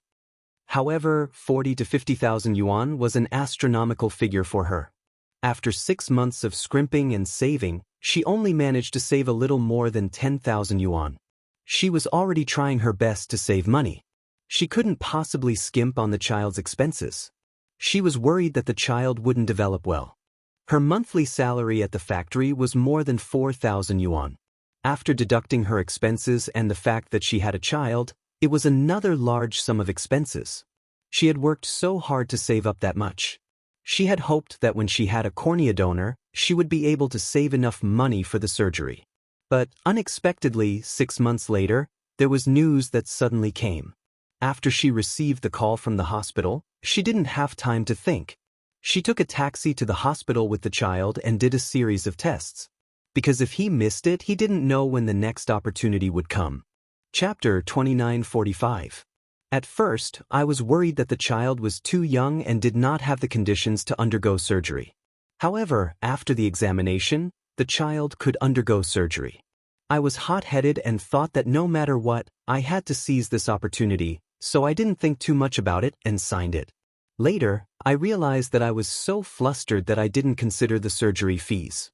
If it weren't for Xiao Qin's care, perhaps Sai. Are there very few cornea donors? Hua Jin suddenly asked curiously. Jingqi was stunned and nodded. Yes, the supply and demand are very tight. After all, there are many people with eye diseases now, but there are very few donors. I heard that in the past, the source of corneas came from prisoners on death row in prison, but now the law doesn't allow it. Therefore, only those who voluntarily donate are very rare. Hua Jin was stunned. If it were my child, I would be willing to exchange my cornea for it. Of course. Jingqi smiled. When the child was born, it was found that there was a problem with his eyes and he needed a cornea transplant. I asked if I could use my cornea, but the doctor said that this is not allowed by the law. It's illegal. Why? Because the cornea of a living person is not allowed to be donated. In other words, even if I was willing, the hospital has no right to perform such a surgery. Why? Hua Jin was a little agitated. Why is it illegal? Can I donate it willingly? No, it's the same in other countries. Because it's very unfair to remove the cornea from a living person's eyes and use one person's light to exchange for another person's light. Hua Jin was stunned, and his heart clenched tightly. He had originally planned to wait until Yun Shishir could undergo surgery before secretly going to the hospital to remove his cornea in exchange for her light. He had asked around in the past and found out that one cornea could restore the light of 2 people. However, now that he learned from Jing Qi that living people could not donate their corneas, he could not help but feel disappointed. After leaving the ward, Hua Jin absent-mindedly stood at the entrance of the hospital. He hailed a cab and arrived at Yun Shanshi. Yun Shanshi had given him the key to Yun Shanshi's house. When he opened the door and walked in quietly, he saw Yun Shanshi holding a watering can and groping her way to the back garden. He followed her quietly and saw how slowly she walked. Beside her, the servant followed her carefully, not daring to reach out to support her. She had a strong personality and wanted to do everything by herself. She would only seek help from the servants if it was a particularly difficult matter. Mu Yaja meticulously rearranged the furnishings in the house. The angular furniture was wrapped in soft cushions. It must have been hard on him to be so attentive, worrying that she would bump into something because she couldn't see. Therefore, the corners of the table, the corners of the wall, everything that had edges and corners, were covered with soft cushions. Even if he bumped into it, it wouldn't hurt. The servant saw him and was about to announce his arrival when Hua Jin immediately shushed her, indicating for her not to disturb him. She slowly moved to the door, kicked her toes, and stepped over the threshold. Only then did she reach the back garden unimpeded. She walked to the flower bed and carefully watered the Chinese roses. Chapter 2946. Hua Jin walked to the door and saw her carefully holding onto the flowers and watering them nonchalantly. He walked over quietly, but before he could take a few steps, he alarmed the person who was carefully watering the flowers. "Who's there?" Yun Shanshi turned her head and looked in the direction of the footsteps. Ever since her eyesight went bad, her other senses had become extremely sensitive, especially her hearing. Thus, she caught the subtle sound of the footsteps in an instant. Hua Jin stopped in his tracks but didn't say anything. Just as the servant was about to speak, Hua Jin immediately put a finger to his lips and motioned for her not to make a sound. Yun Shanshi raised her eyebrows. She immediately guessed that the person who came must be playing a game of identifying people. She curled her lips and narrowed her eyes as she smiled. "Hua Jin, stop fooling around." Hua Jin widened his eyes in surprise. He smiled as he walked to her side and squatted down nimbly. "How did you know it was me? Your footsteps are so heavy. It can't be you or Xiao Yichen. Other than him, you're the only one who can enter and leave this manor at will." After pausing for a moment, Yun Shanshi smiled faintly. "However, he's not like you. He doesn't know how to play such a boring game." Hua Jin stuck out his tongue. "Sister, you're amazing. They say that pregnancy makes a woman stupid for 3 years. That's not true. You've become much smarter after getting pregnant." Yun Shanshi raised her hand symbolically and pretended to hit him. She said angrily, "I've always been smart, okay? Don't spout nonsense." As she said this, she turned her head again and continued what she was doing in a serious manner. Hua Jin stayed by her side quietly. He didn't know why, but he really enjoyed this quiet moment. He watched in a daze as Yun Shanshi carefully watered the flowers. She was afraid that she would water them wrongly. She even carefully held the flower branch with one hand and held the watering can with the other, sprinkling the water with a sizzling sound. Hua Jin looked at the side of her face. It was peaceful and warm. Even though her eyes were blind and unfocused, the gentleness in her eyes was something he had never seen before. Ever since that incident, due to her pregnancy and poor eyesight, she had stopped all her work and quietly stayed at home to nurse her pregnancy. Other than work, he would come here to accompany her. Staying by her side, no matter how irritable his heart was, it would instantly calm down and soothe him. As she watered the flowers, Yun Shanshi asked curiously, "You seem to be very free recently. Didn't you take on any jobs?" Hua Jin said matter-of-factly, "Of course. I've accepted quite a few jobs." "I can't tell." Yun Shanshi put down the watering can and stood up. She turned around and groped with her hands, trying to sit down. Hua Jin immediately helped her sit down. "Since you said that you've accepted so many jobs, why do I feel that you don't seem to be busy when you keep coming here for no reason?" Hua Jin said unhappily, "Isn't that just to spend more time with you? Other than work, I spend the rest of my time here." This villa was huge and had many empty rooms. Mu Yaja had specially arranged a room for Hua Jin to stay here. After all, he also had a lot of work to do. He felt more at ease letting Hua Jin spend more time with her. At first, Hua Jin felt a little awkward. He felt that he wasn't staying here like a third wheel. However, Yun Shirshir also said that he should stay here peacefully and treat them as a family. Chapter 2947. Only then did Hua Jin feel less burdened. Usually, when he was busy with work, Hua Jin would stay in a nearby hotel. When he was free, he would stay at Yun Shirshir to accompany her. Yun Shirshir smiled contentedly. Should I be touched? You should be touched. In order to accompany you, I pushed away a lot of work. As Hua Jin spoke, he covered the back of her hand. Didn't I say before that if you can't see, I'll be your eyes? Yes, I remember. Yun Shirshir paused. That's good too. After all, if you take on too much work, your body won't be able to take it. Hua Jin snorted aggrievedly. I still have to take care of work. If I don't earn money, who's going to support me? Yun Shirshir deliberately teased him. I'll support you. No way. You're still relying on brother-in-law to support you. Moreover, you're a man, not a gigolo who lives off a woman. I don't want to rely on a woman to support me. Hua Jin said. Yun Shirshir smiled and changed the topic. Suddenly she asked, Where did you go today? Hua Jin was stunned. He didn't intend to hide it and said slowly, I went to the hospital today. The hospital? Yun Shirshir was nervous. Why did you go to the hospital? Are you feeling unwell? No. I just went to visit a child. A child? Yes. Hua Jin paused and pondered for a moment. Then he asked slowly, Did brother-in-law mention the name Jingyang to you? Jingyang? Yun Shirshir looked confused. Did you know? When Qinzhou was tidying up Gu Xingza's belongings, he found out that Senior Gu Xingza had filled in the volunteer form for organ donation when he was alive. Jing Yang received Gu Xingza's cornea as a donor and went through the surgery successfully. I saw this little guy today. He's very beautiful and has recovered well, especially his big eyes. They're so beautiful. The smile on Yun Shirshir's face froze, and her eyes couldn't help but blank out. Hua Jin saw her expression and suddenly became nervous. What's wrong? Sister, it's been so long. You should let go of Senior Xingza, right? Ever since that incident, everyone has kept the words Gu Xingza a secret. Although I feel that there are too many regrets, we can't always be obsessed with the past, right? Yun Shirshir's pupils dilated. Hua Jin held her hand tightly. His handsome brows furrowed slightly as he said with heartache, Let it go. Is that okay? Even though I know that you can't be so free and easy, it might be a little difficult. However, no matter what, you have to face it.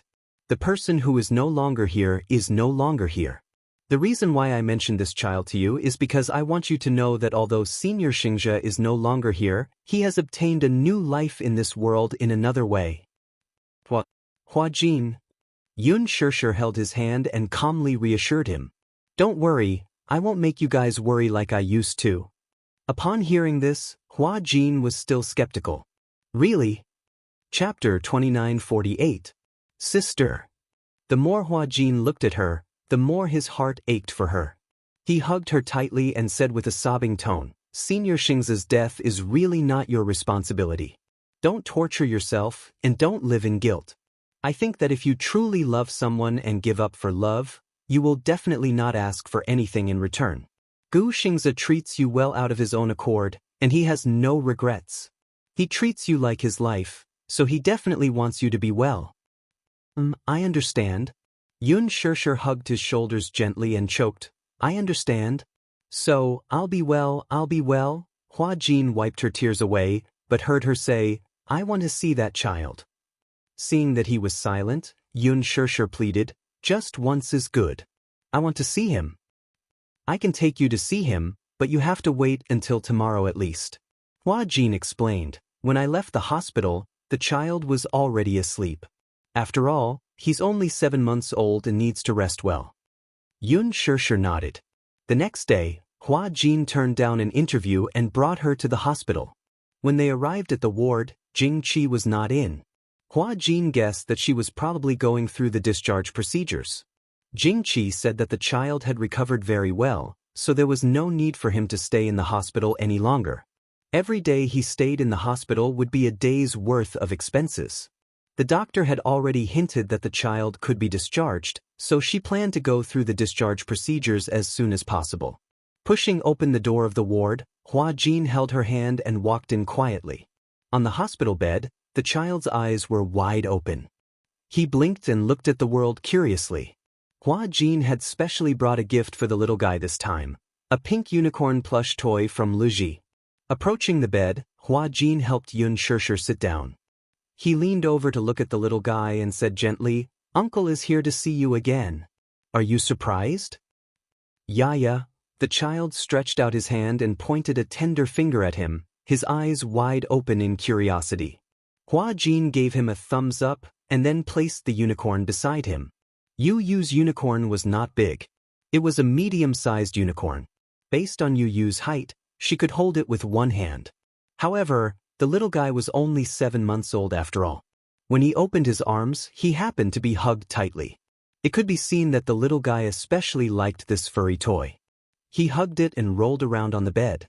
The 7-month-old child had already learned to crawl around on the bed and was especially good at tormenting himself. Yun Shirshir could not see. She could only hear a series of bell-like laughter coming from the bed. It was extremely pleasing to the ear. The crisp laughter was like the clear spring of a mountain stream, but also like the sound of wind chimes. When she heard this, she couldn't help but smile. Jing Qi finished the discharge procedures and walked into the ward. When she saw that it was Hua Jin, she was about to smile. However, when she saw the unfamiliar person sitting by the window, she was stunned. Although she looked unfamiliar, when she looked carefully, she felt that she was familiar, as if she had seen her somewhere before. She suddenly recalled that she seemed to have seen this woman in an advertisement when she was at the bus stop. The endorsement was for a high-end cosmetics brand. This cosmetics brand was especially expensive. When she was shopping in the mall, she had seen this counter in the cosmetics area on the first floor. On the counter, there was also a poster of this woman. Chapter 2949. Her name was Yun Shirshir? However, at this moment, she wasn't wearing elegant makeup like in the pictures. Instead, she was barefaced. When she left the house, she had only washed her face. Hua Jin saw that the sun was very strong today, so he dragged her back and applied sunscreen on her. Hence, he didn't recognize her at first glance. After the makeup, there was still an obvious difference, but it didn't detract from her beauty at all. "Sorry to disturb you again." When Hua Jin saw her, he immediately stood up and greeted her politely. "Not at all. I'm very grateful that you could come and visit Yang Yang." Jing Qi glanced at the little guy on the bed who was hugging a toy. She immediately guessed who had given him the toy. "Hello." Yun Shirshir also greeted her. "Are you Jing Yang's mother?" "Can I carry the little guy?" Yun Shirshir asked with a gentle smile. Although Jing Qi found it strange, she didn't stop her. Instead, she smiled and said, "Okay, but be careful. This little guy is still a little heavy." Hua Jin carried Jing Yang to Yun Shirshir. Yun Shirshir reached out and hugged the little guy. Seeing that she couldn't see, Jing Qi was slightly surprised. She opened her mouth, but didn't ask anything. The little guy was in Yun Shirshir's arms, but surprisingly, he didn't feel shy.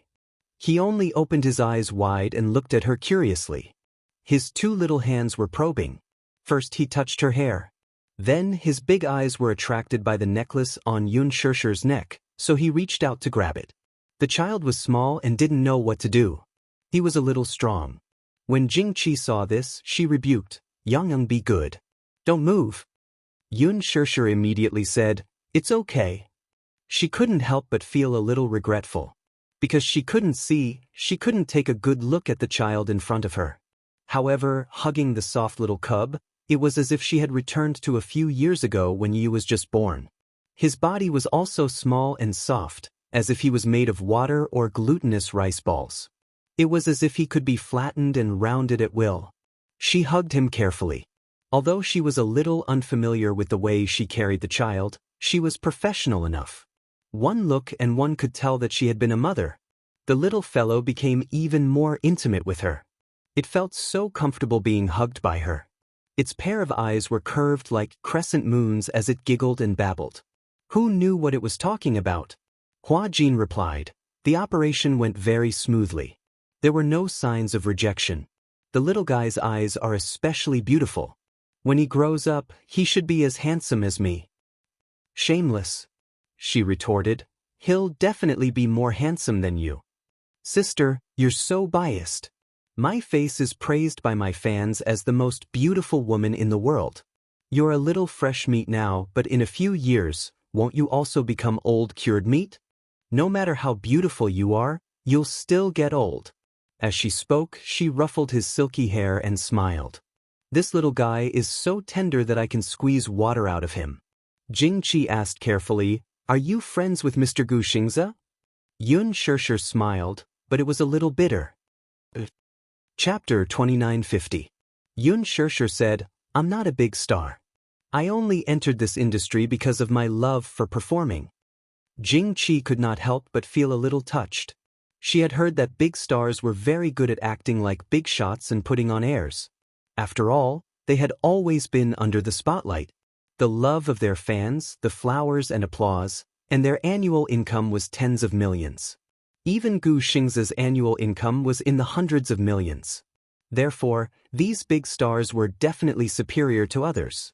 Therefore, when she first saw Yun Shishir, Jing Qi could not help but feel a little uneasy and at a loss. At the same time, she felt a little inferior and looked up to her. However, Yun Shishir's easygoing nature surprised and touched her. She did not put on airs at all. When she said that she was not a big star, she was definitely not hypocritical. Deep down, she thought that she was just an ordinary person. You're different from other celebrities. Jing Qi smiled. You're so famous, but you don't put on airs when you talk to me. As she spoke, she walked over and asked with concern, I wanted to ask just now. Guys, are they injured? I think you can't see anything? Yun Shishir said calmly, Yes. My eyes are a little injured and I can't see anything. Is that so? Jing Qi furrowed her brows in confusion. She was meticulous and seemed to have thought of something. She asked strangely, Aren't you Gu Xingze's friend? When he donated his cornea back then, you could have accepted his cornea as a donor for the transplant. Yun Shishir did not say anything. Jing Qi could not help but ask sensitively, Am I being nosy? I'm sorry. I'm a boorish person and I don't know how to talk. Sometimes, it's clearly a sentence of concern, but when it comes out of my mouth, it doesn't sound good. It's a little harsh. Don't take it to heart. If I'm being nosy, I won't ask. No, Yun Shishir said lightly, I can't undergo the surgery now because I'm pregnant. If I undergo the surgery, it won't be good for the fetus. I want to protect the child. Let's put the matter of my eyes aside for now. I see. So that's how it is. She cursed silently in her heart. This beautiful superstar should be very good friends with Gu Xingze. This was because when she saw Yun Shishir holding the child, the look in her eyes was not just pure love.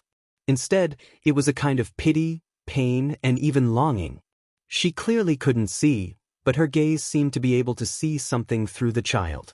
Yun Shishir lovingly hugged Jing Yang in her arms, but Jing Qi knew in her heart that the longing and heartache on her face was not because of her love for the child. She didn't understand if this was a disguised form of entrusting. She placed her longing for Gu Xingze on this child. Jing Qi came back to her senses and said with a smile, Congratulations. You're going to be a mother. Yun Shishir smiled. Thank you. She suddenly turned her head and gently stroked the little fellow's face. Her eyes inevitably revealed some regret. What a pity. I can't see. Otherwise, I could have taken a good look at what the little fellow looks like. In the future, when your eyes recover and the little fellow grows up, I'll definitely hold his hand and show him to you so that you can have a good look. Chapter 2951. Yun Shishir smiled when she heard that. Well, that's good too. Jing Qi added, although cornea donors are hard to find, you're different from us. If you have a wide network, you'll have many channels to obtain cornea donors. Yun Shishir only nodded but didn't say anything. In fact, For the former Mu Yaja, the Mu Corporation had so many medical industries under its name. It could be said that it controlled a wide range of resources. But it was different now. After Mu Yaja left, the Mu Corporation completely removed him from the Mu family. What did that mean? Even his name wasn't on the family tree. Therefore, most of the Mu Corporation's medical resources were still in the hands of the Mu Corporation. The Xingyu Corporation was a financial consortium and real estate company. Recently, it had made a bold move into the internet industry and established internet technology. However, the only thing that he was concerned about was the Mu Corporation's medical industry. Mu Yaja had always been ambitious and coveted the Mu Corporation's medical industry. He wanted to annex it and take it for himself. However, this was not something that could be done in a short period of time. However, Yun Shishir was optimistic about regaining her sight. No matter what, she would live well. After leaving the hospital, Hua Jin helped Yun Shishir into the car. It was not until they got into the car that Hua Jin heaved a sigh of relief. "Why are you sighing?" Yun Shishir laughed at him. Hua Jin muttered, "Fortunately, the scene I imagined didn't happen." "What scene?" Hua Jin said awkwardly, "To tell you the truth, I thought that when I brought you to the hospital and imagined you hugging the child, you'd definitely burst into tears. You'd cry so hard that you'd be out of breath and the world would turn dark again." Yun Shishir's lips twitched. "Am I that pretentious?" Hua Jin glanced at her from the corner of his eyes as if he was silently teasing her. Yun Shishir retorted, "I'm not that weak." "Why not?" Hua Jin said aggrievedly, "You don't know this, but at that time, because of Xingzhe, you didn't have any appetite and couldn't sleep. You felt empty as if your soul had left your body. Qin Zhou brought over the videotape that Xingzhe had recorded before he was born. Brother-in-law had only just started playing it, and you were already crying like a broken dam. You don't know that when he sees you cry, even the Gongjie secretly wipes his eyes." "Mr. Gongjie?" Yun Shishir's face twitched again. "What is this? Why do you call him that?" "That's because he looks so fierce. I feel that if I call him by his name, he will be angry, so I always call him Lord Gongjie." Yun Shishir couldn't help but imagine that Gongjie had his hands on his hips and looked arrogant. She couldn't help but cover her mouth and laugh. Hua Jin grumbled, "All right, don't make fun of me. It's my fault for being so afraid of him. In the future, if Xiao Jie bullies you or gives you attitude, I will definitely back you up. Don't. I can't bear the responsibility." When Hua Jin heard this, his face turned pale and he trembled. Yun Shishir looked confused. She didn't know why, but she felt that Hua Jin had an inexplicable fear and apprehension towards Gongjie. Was it necessary? He made Xiao Jie seem like a demon king. "You don't know, right? When he found out that you acknowledged me as your brother, he couldn't stand the sight of me." When? Chapter 2952. When Hua Jin talked about the past, he felt so sad that he wanted to wipe away his tears. "When you were asleep, he made things difficult for me. When we ordered takeout together, I could only eat vegetarian food and he only allowed me to eat half a bowl of rice. When I wanted to stay by your side, he chased me away. When I refused to leave, he grabbed me by the collar and asked me to go home. When I washed some clothes for you, he stood by the side and glared at me like a tiger watching its prey. That was unbelievable. Yun Shishir never knew that Xiao Jie could be so jealous. All right, don't be afraid of him." She wrapped her arms around his shoulders. "Both of them are my favorite younger brothers. I love them both, regardless of who they are or who they are." Hua Jin smiled contentedly. "Oh, by the way, why don't we eat out tonight? Yu and Xiao Yichen went on a spring outing, so they won't be back for dinner. I can't be bothered to prepare dinner." "Okay, but you have to inform your brother-in-law first." Hua Jin nodded. "Okay, I'll call him now." Mu Yaja received a call from Hua Jin. Hua Jin said that Yun Shishir rarely went out, so he took her out to walk around and bask in the sun. After that, they settled dinner outside. He was a little worried and asked a lot of questions. Hua Jin comforted him, saying that they had brought enough people with them for this trip, so there was no need to worry about any danger. Mu Yaja was relieved. "Come back early." "Yes, sir." After Hua Jin hung up the phone, Muyaja raised his wrist to look at the time.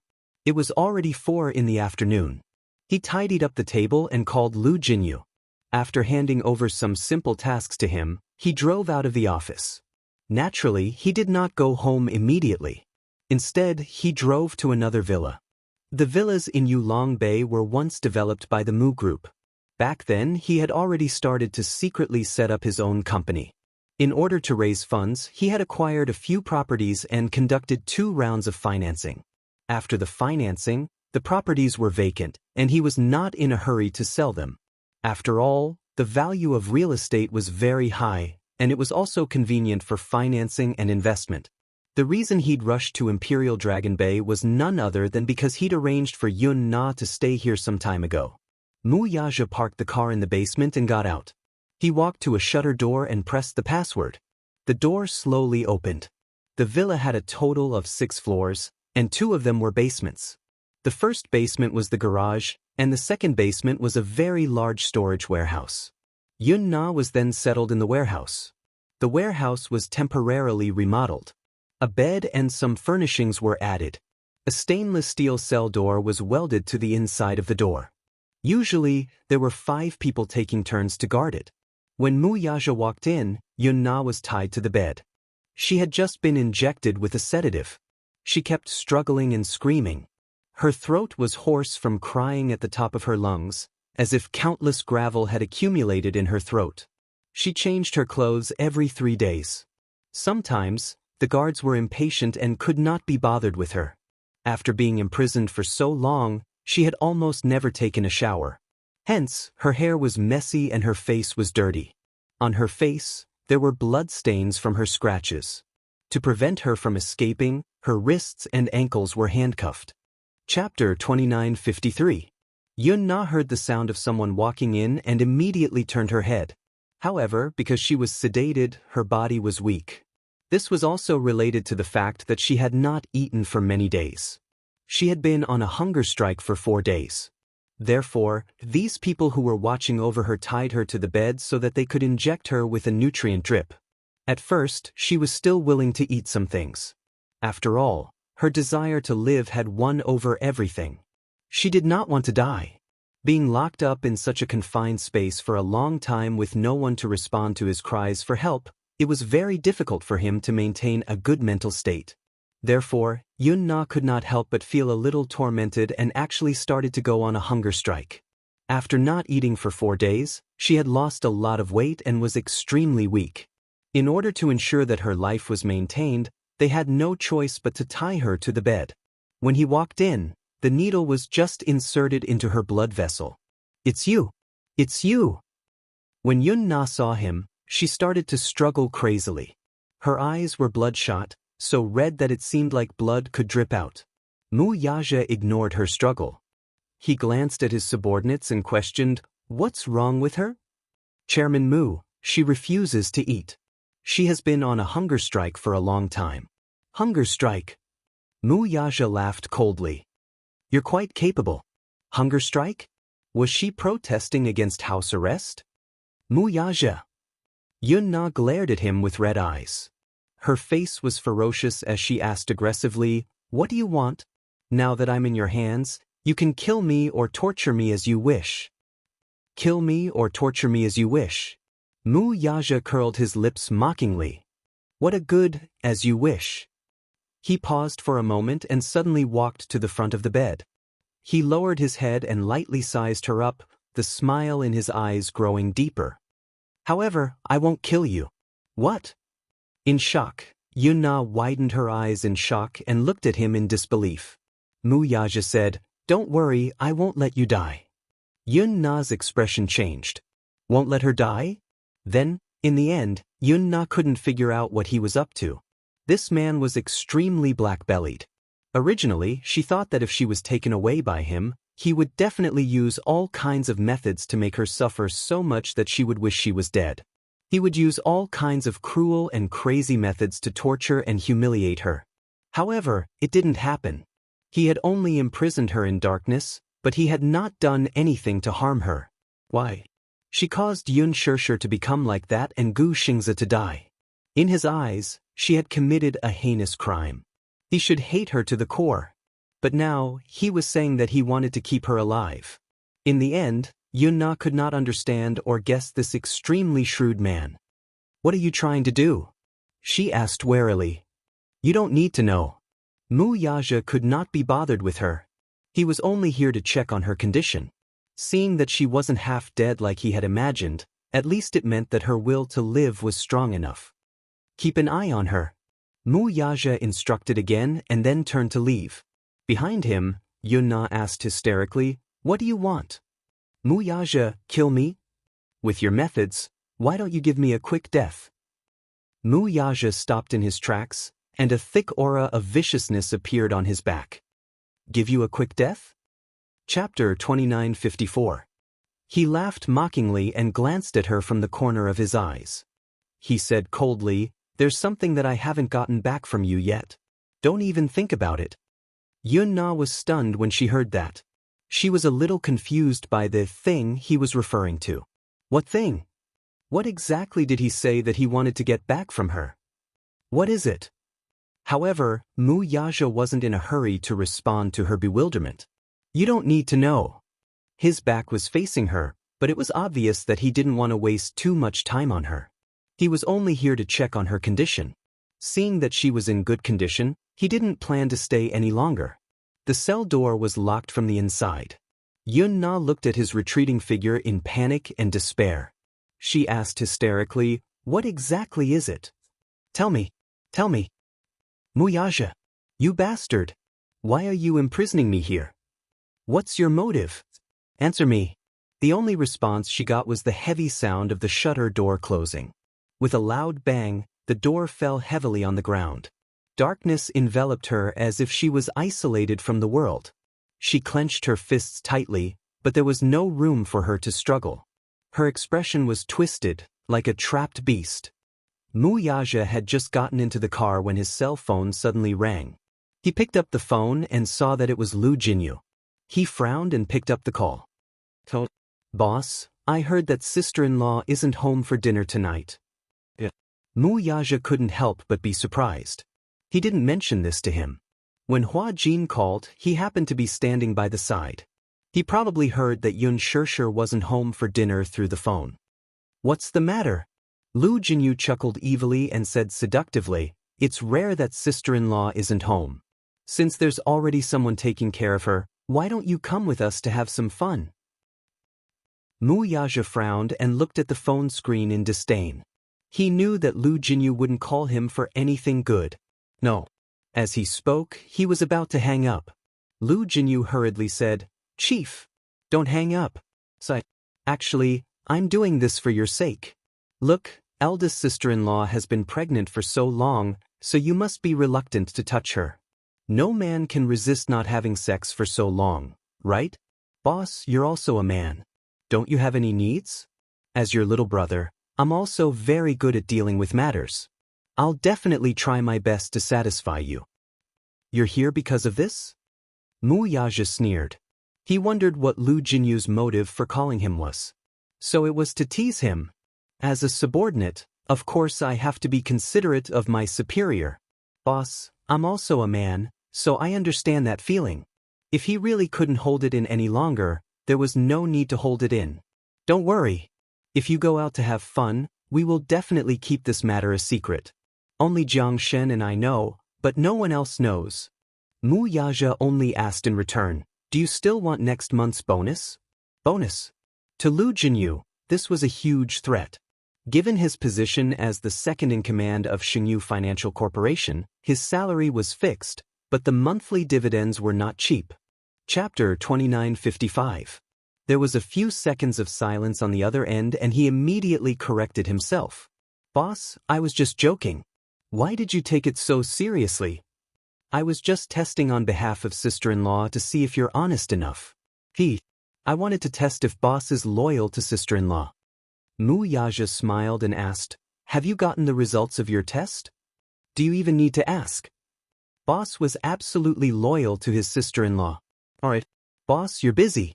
Jiang Shen and I are free to do whatever we want." After he finished speaking, he hurriedly hung up the phone. Mu Yaja threw his cell phone aside and drove home. When he got home, Hua Jin and Yun Shishir were still not home. Yu Yu and Xiao Yichen had gone for an outing and were not back yet. It was rare for the house to be so empty. He walked into the study and took out a stack of books from the drawer.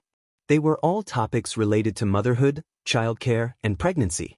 He had secretly bought a large stack of books on this topic behind Yun Shishir's back, especially on prenatal education and childcare. There were all sorts of books. He had not had the time to read them, and he did not know if he could make up for it in time or if it would be of any use. Usually, he would be too embarrassed to take out these books and read them openly in front of Yun Shishir.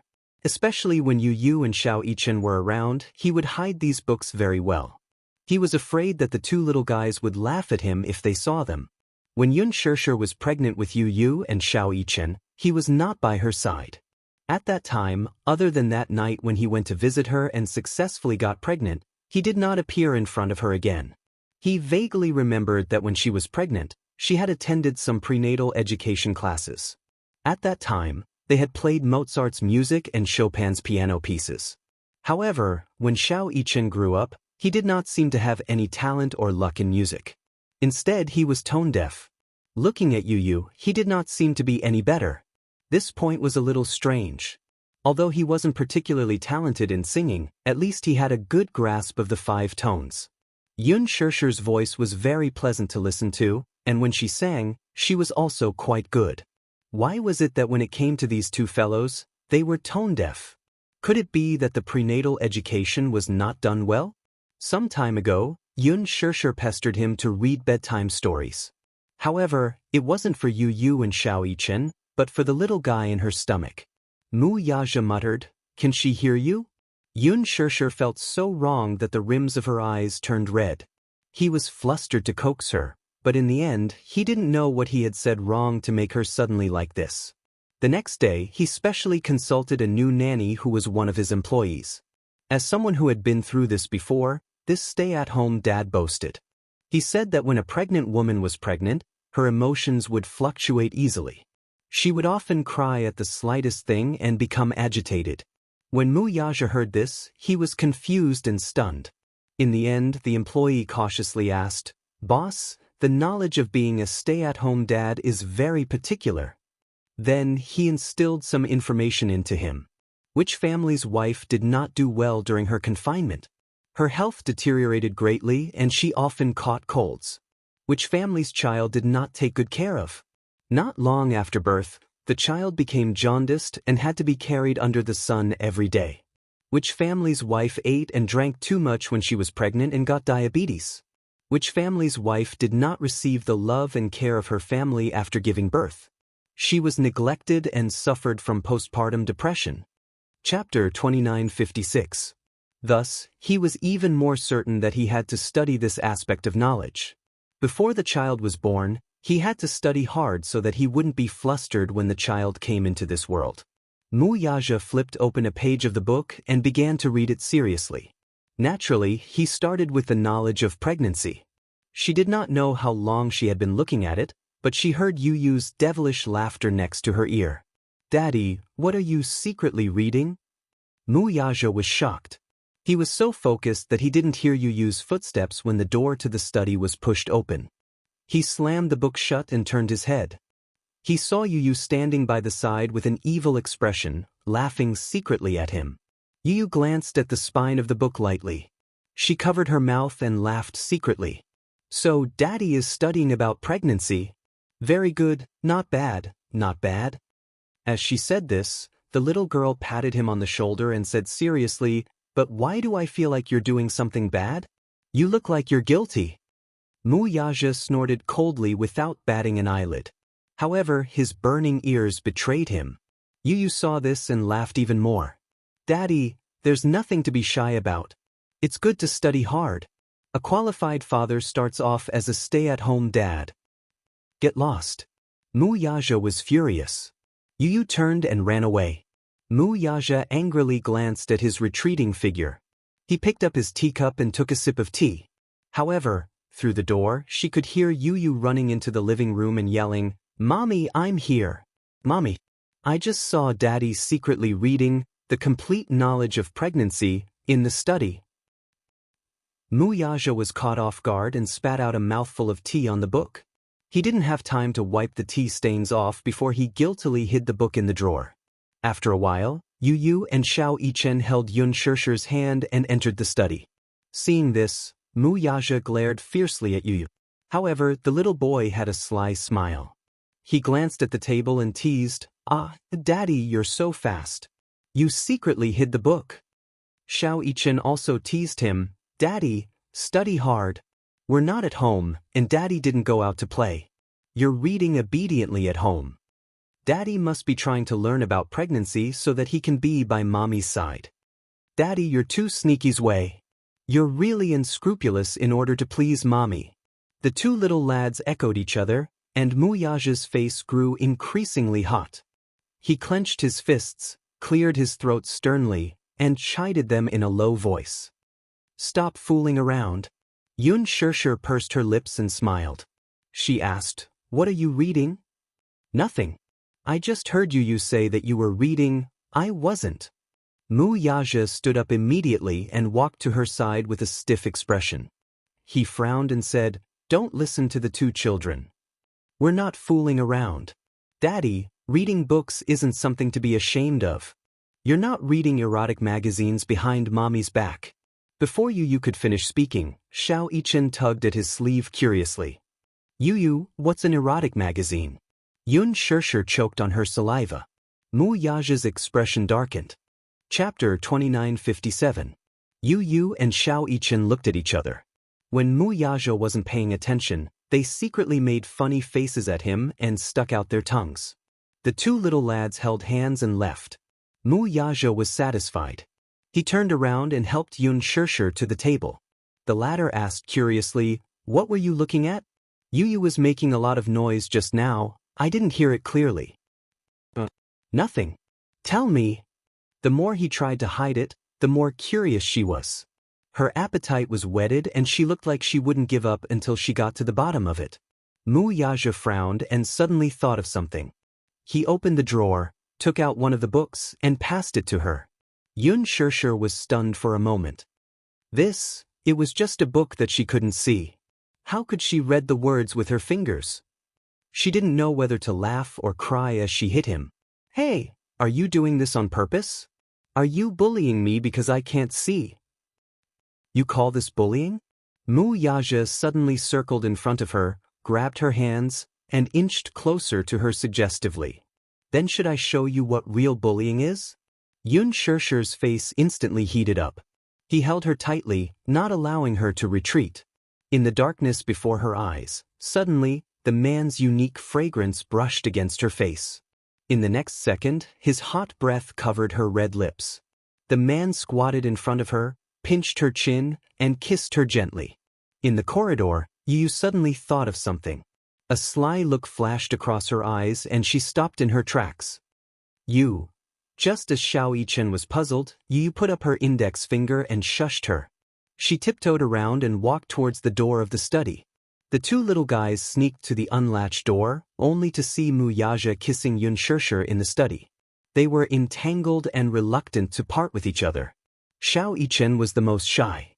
She quickly covered her eyes with her hands and didn't dare to look any longer. Yu Yu, on the other hand, was watching with great interest. Xiao Yichen couldn't stand it anymore. She hurriedly pulled him aside and said with a red face, "Yu Yu, you're so naughty. How dare you peek at Daddy and Mommy kissing? If Daddy finds out, he's going to be angry. If you and I don't say anything, how will Daddy find out?" Yu Yu said matter-of-factly. "Daddy was so immersed in kissing that he didn't notice us. Daddy's a little."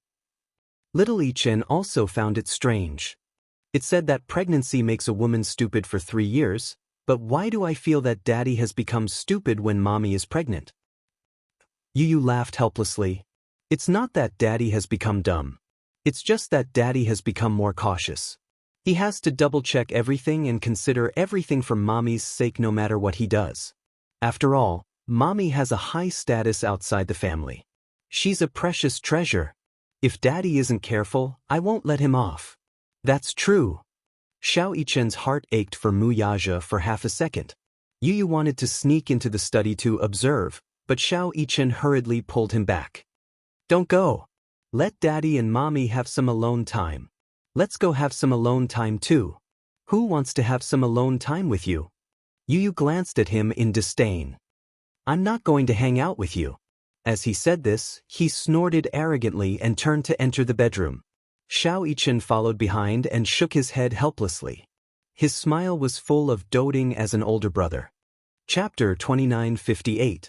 But then again, he was already used to Yu's tsundere nature. He followed her into the bedroom and closed the door. In the study, Yun Shirshir was a little absent-minded. After she couldn't see, her hearing had become shockingly sharp. Hence, she could hear the two little munchkins whispering in the corridor. She couldn't help but fidget and kept pushing away Mu Yaja's advances. She asked worriedly, "Is the child eavesdropping outside?" Mu Yaja grabbed her hand and wanted to kiss her again. Yun Shirshir turned her head away and said coquettishly, "I heard it. Yu is really naughty. She's always pulling Xiao Yichen to peek at us from outside the door. After all, she has done this before. Don't you know how to discipline her?" "Is this child someone I can discipline?" Mu Yaja retorted. "Not only is she naughty, she's also very smart. You can't discipline her. You, on the other hand..." Mu Yaja changed the topic. Looking down at her face, he smiled and said, "My good wife, don't be distracted." As he said that, he pecked the corner of her lips gently and said a little aggrievedly, "I haven't had sex for more than a month. Even when we're kissing, you're distracted."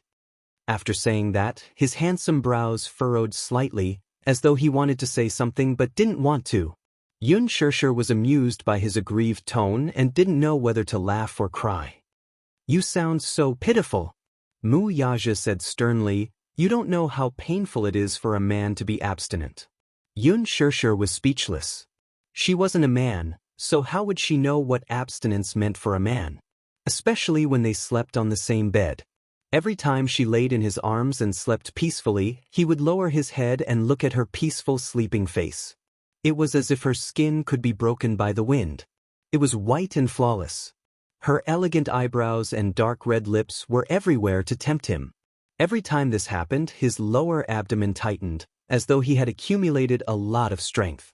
No matter how determined he was, it was as though his rationality was about to be demonized. Previously, many experienced people had told him about this matter. In the first 3 months and the second 3 months of a woman's pregnancy, they couldn't touch her. In other words, in the 4th month, as long as they were careful and didn't use too much force, there wouldn't be a problem.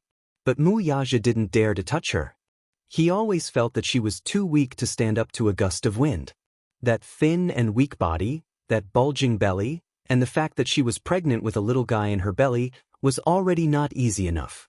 With such a thin waist, if he didn't grab it, he didn't know if it would collapse.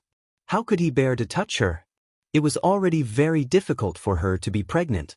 After all, he had already confirmed that the little guy in her belly was a little princess.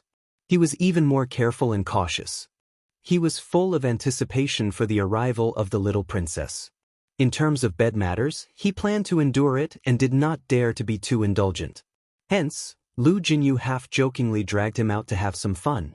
Someone else said, "If you can't do it in bed, there are always other ways to do it." That person inexplicably leaned close to his ear and said, "For example, the mouth can do it too." He. This person was Jiang Shen. He always came up with a lot of bad ideas. Mu Yaja glared at him and chased him aside. "How dare you criticize your sister-in-law? You don't want next month's bonus anymore." Chapter 29:59. Before he could finish speaking, Mu Yaja glared at him as if he was about to kill him. Jiang Shen shut up at the right time. Lu Jinyu laughed out loud. "Ah Shen, don't tease boss. Don't you know? Boss is famous for being a blockhead and a slave to his wife. Look at how boss signed those billion-dollar contracts without batting an eyelid. But if sister-in-law's face gets sullen, boss will definitely be in a hurry to coax her." It's said that many men are very tormented when their wives are pregnant. Those who can bear it will ask their wives to use other methods to resolve it. Those who can't bear it will cheat and have affairs at this time. However, boss is a slave to his wife of the new era. It's only 10 months. Just grit your teeth and it'll pass just like that. As Lu Jinyu spoke, he said vividly in front of Muyaja, "Ah Shin, why don't we bring boss out to have some fun tonight? I know a place where the girls are not bad." "Be careful, sister-in-law will come after you." Jiang Shin smiled evilly and said, "Boss, you have to hold on. You have to hold on until the last moment. You have to protect your integrity for sister-in-law." Humph. Mu Yaja pretended to be calm as he flipped open the financial report and said with a calm expression, "It's only 10 months.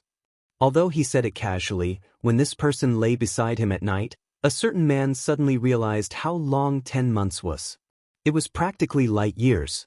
What was the feeling of despair? That was when he thought about how he still had to endure for 6 months before he could unload the goods. Sometimes, when he had a reaction, even a cold shower could only temporarily soothe it. When he lay down on the bed and held her in his arms, he felt that indescribable feeling again. Where did he get so much energy from? It seemed that he had to think of a way to exhaust this excess energy. Hence, Mu Yaja decided to set up a gym at home. Every day, he would run for an hour before going to bed and then do a set of barbells. With this thought in mind, he quickly put it into action. The next day, Yun Shishir heard the sounds of walls being cut, smashed, and electric drills coming from the basement. A few days later, Mu Yaja directed the construction team to transport the panels for the renovation. A week later, the various fitness equipment he had ordered arrived. Yun Shishir was dumbfounded. Therefore, when it was time to sleep every day, Mu Yaja would always set aside 2 hours to go to the gym in advance. First, he would run on the treadmill for 50 minutes. Then he would do 2 sets of dumbbells. After that, she took a shower and went to bed at 10 o'clock. She was exhausted. This method was somewhat useful. Because working out consumed a lot of excess energy, once the pillow touched, naturally, there would be no more thoughts about sleeping, and there would be no energy to think about other things. After a month, his figure had been trained to the point where it could be called a work of the gods. Once, Yu caught a glimpse of Mu Yaja changing his clothes.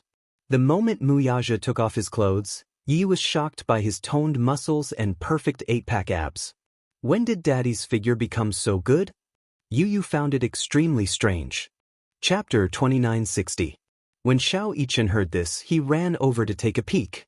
In the end, he ran back with a nosebleed. "He's so handsome." His eyes were sparkling. Luckily, Mommy can't see. Otherwise, Mommy would be smitten. "Are you exaggerating? You don't understand."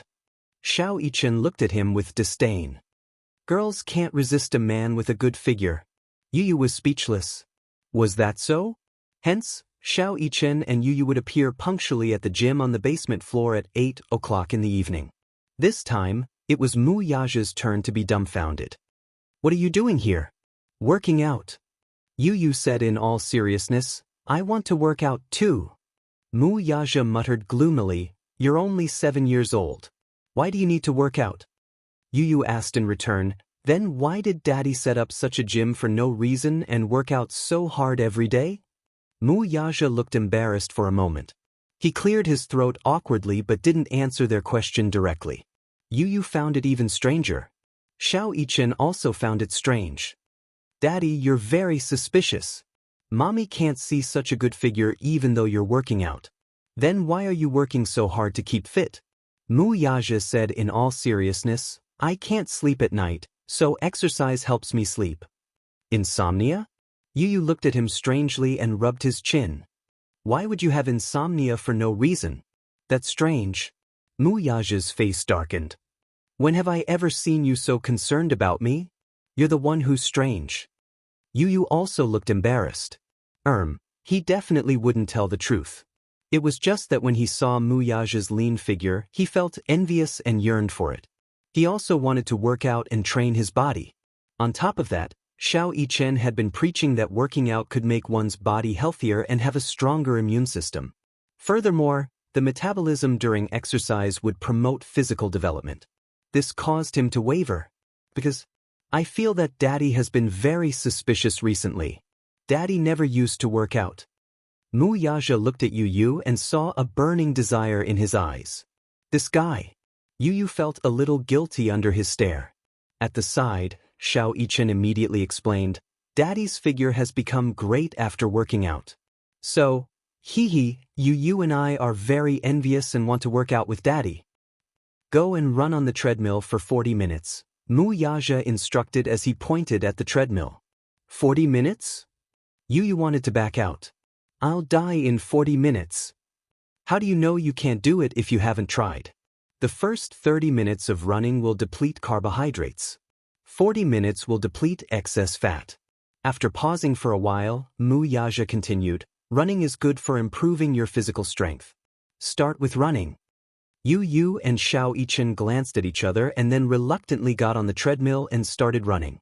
After half a month, the results were obvious. Hua Jin realized that the father-son trio would disappear at 8 o'clock sharp. Later on, he squatted down and discovered the father-son trio's shocking secret. These three guys were actually here. Fitness.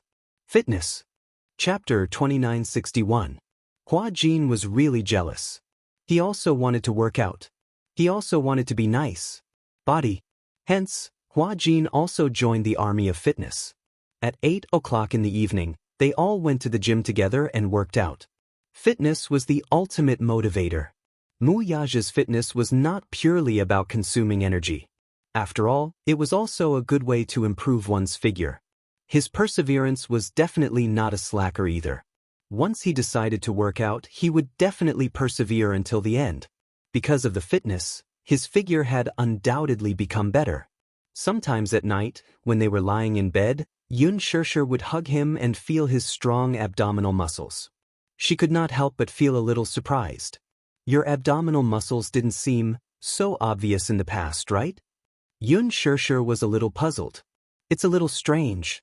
You've been so mysterious recently, and your figure has become so good? Could it be that you're working out? You guessed it right. Yun Shishir asked half jokingly and half seriously, don't tell me you decided to work out to vent your excess energy. Mu Yaja's face was serious. Isn't it good to work out? Your figure can be very good. Your figure is so good, but I can't see it either. Yun Shishir was a little disappointed. You will. Mu Yaja hugged her tightly and smiled. When Yueyao is born and recuperates, we'll immediately arrange for the cornea transplant surgery. But the surgery is not something that can be done just because you want to. Yun Shishir felt a little wronged. After all, cornea donors can only be found by chance. I don't know when the next opportunity will come. You don't have to worry about these things. I'll worry about these things. You just need to take care of yourself and recuperate well. Don't worry about other things. But Yun Shishir nodded. I'll listen to you. The weather was getting hotter. Unknowingly, it was already June, but the weather was already starting to get hot. Every afternoon, it was especially hot and unbearable. Every time Hua Jin came home, he would bring ice cream for the little ones. Yu and Xiao Yichen each held a Häagen-Dazs and ate with relish. Häagen-Dazs. Yun Shishir was drooling. She used to love Häagen-Dazs when she was still an office worker. This is the Hermes of the ice cream industry. Although Yun Shishir couldn't see, her ears weren't deaf. She heard the two little guys eating ice cream, and her saliva secreted even more. Hua Jin, why didn't you bring me? Yun Shishir asked angrily. Hua Jin said innocently, brother-in-law said that you can't eat cold food. Why? Yun Shishir asked gloomily, why can't I eat ice cream? That's not fair. Yu licked his lips, still yearning for more. When he heard his mother grumbling at the side, he explained, Daddy read in a book that pregnant women should avoid contact with ice as much as possible. I don't remember the exact reason, but in any case, Daddy's words are clear and logical. Mommy, just bear with it for a while. For the sake of sister's health, don't touch ice cream. Mu Yaja had read the Encyclopedia of Pregnancy before. It said that pregnant women shouldn't eat cold food or even touch it. Research showed that when a pregnant woman's hand touched ice, the blood vessels in the uterus would contract, which would affect the blood circulation of the fetus and affect its growth. Therefore, he repeatedly ordered her not to touch anything cold. Chapter 2962. It was fine when the weather was cool, but in the middle of summer, The air conditioner alone was not enough to relieve the heat. Everything she drank was warm. Yun Shirshir was about to complain. Why are you guys not moving? How does it feel to drink warm water on such a hot day? I feel like there's a ball of fire in my body. I'm about to burn. I'm burning.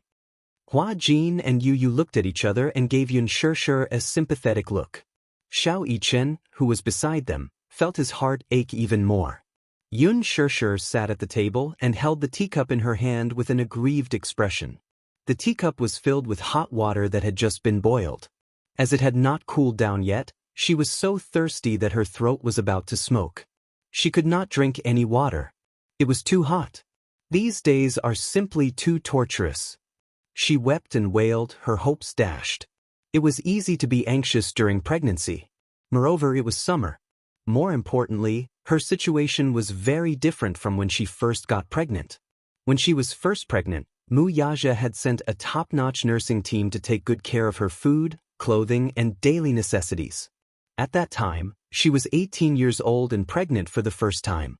The pregnancy symptoms were not serious.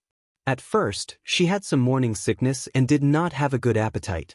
Hence, the nurse in charge of taking care of her put in a lot of effort to adjust her appetite. Fruit yogurt, potato salad, watermelon juice, orange juice. Due to the need to nourish the fetus, she was arranged to live in a villa near the sea. Although she did not leave the house, the villa had a large courtyard, rockery, and flowing water. When she was free, she would take a walk in the courtyard. When she took a walk, a large group of people followed closely behind her. After all, the child in her stomach was precious. Mu Yaja repeatedly emphasized that if anything happened to the child, they would be held accountable. They could not bear the responsibility. Hence, they took good care of her 24 hours a day. For the first 6 months of her pregnancy, she would take a half-hour walk every day. It was because she heard that if she exercised more during pregnancy, the delivery would be much smoother. Sometimes, when the weather was good, she would go to the beach, step on the tide, walk barefoot on the beach, and pick up seashells. When she returned home, she settled down and made a wind chime with the seashells and hung it on the window.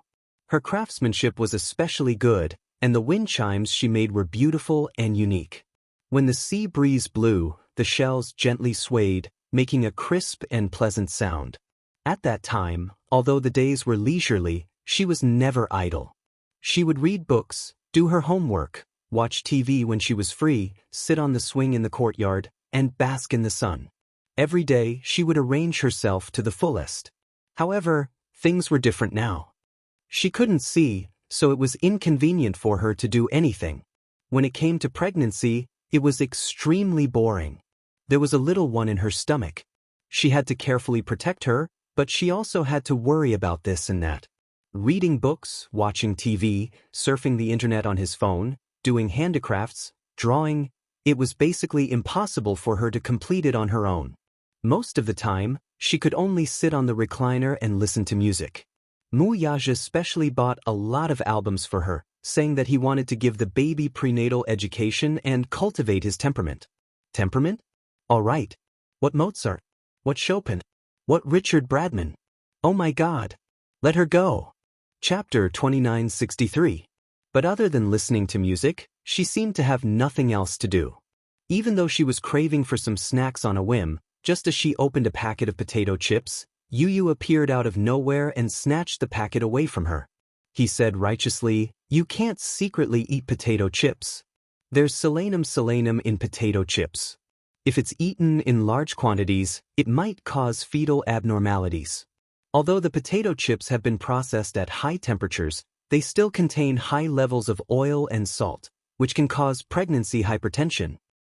"I ate potato chips when I was pregnant with you too," Yun Shirshir said, feeling wronged. "Weren't you fine?" "That's because I was strong enough."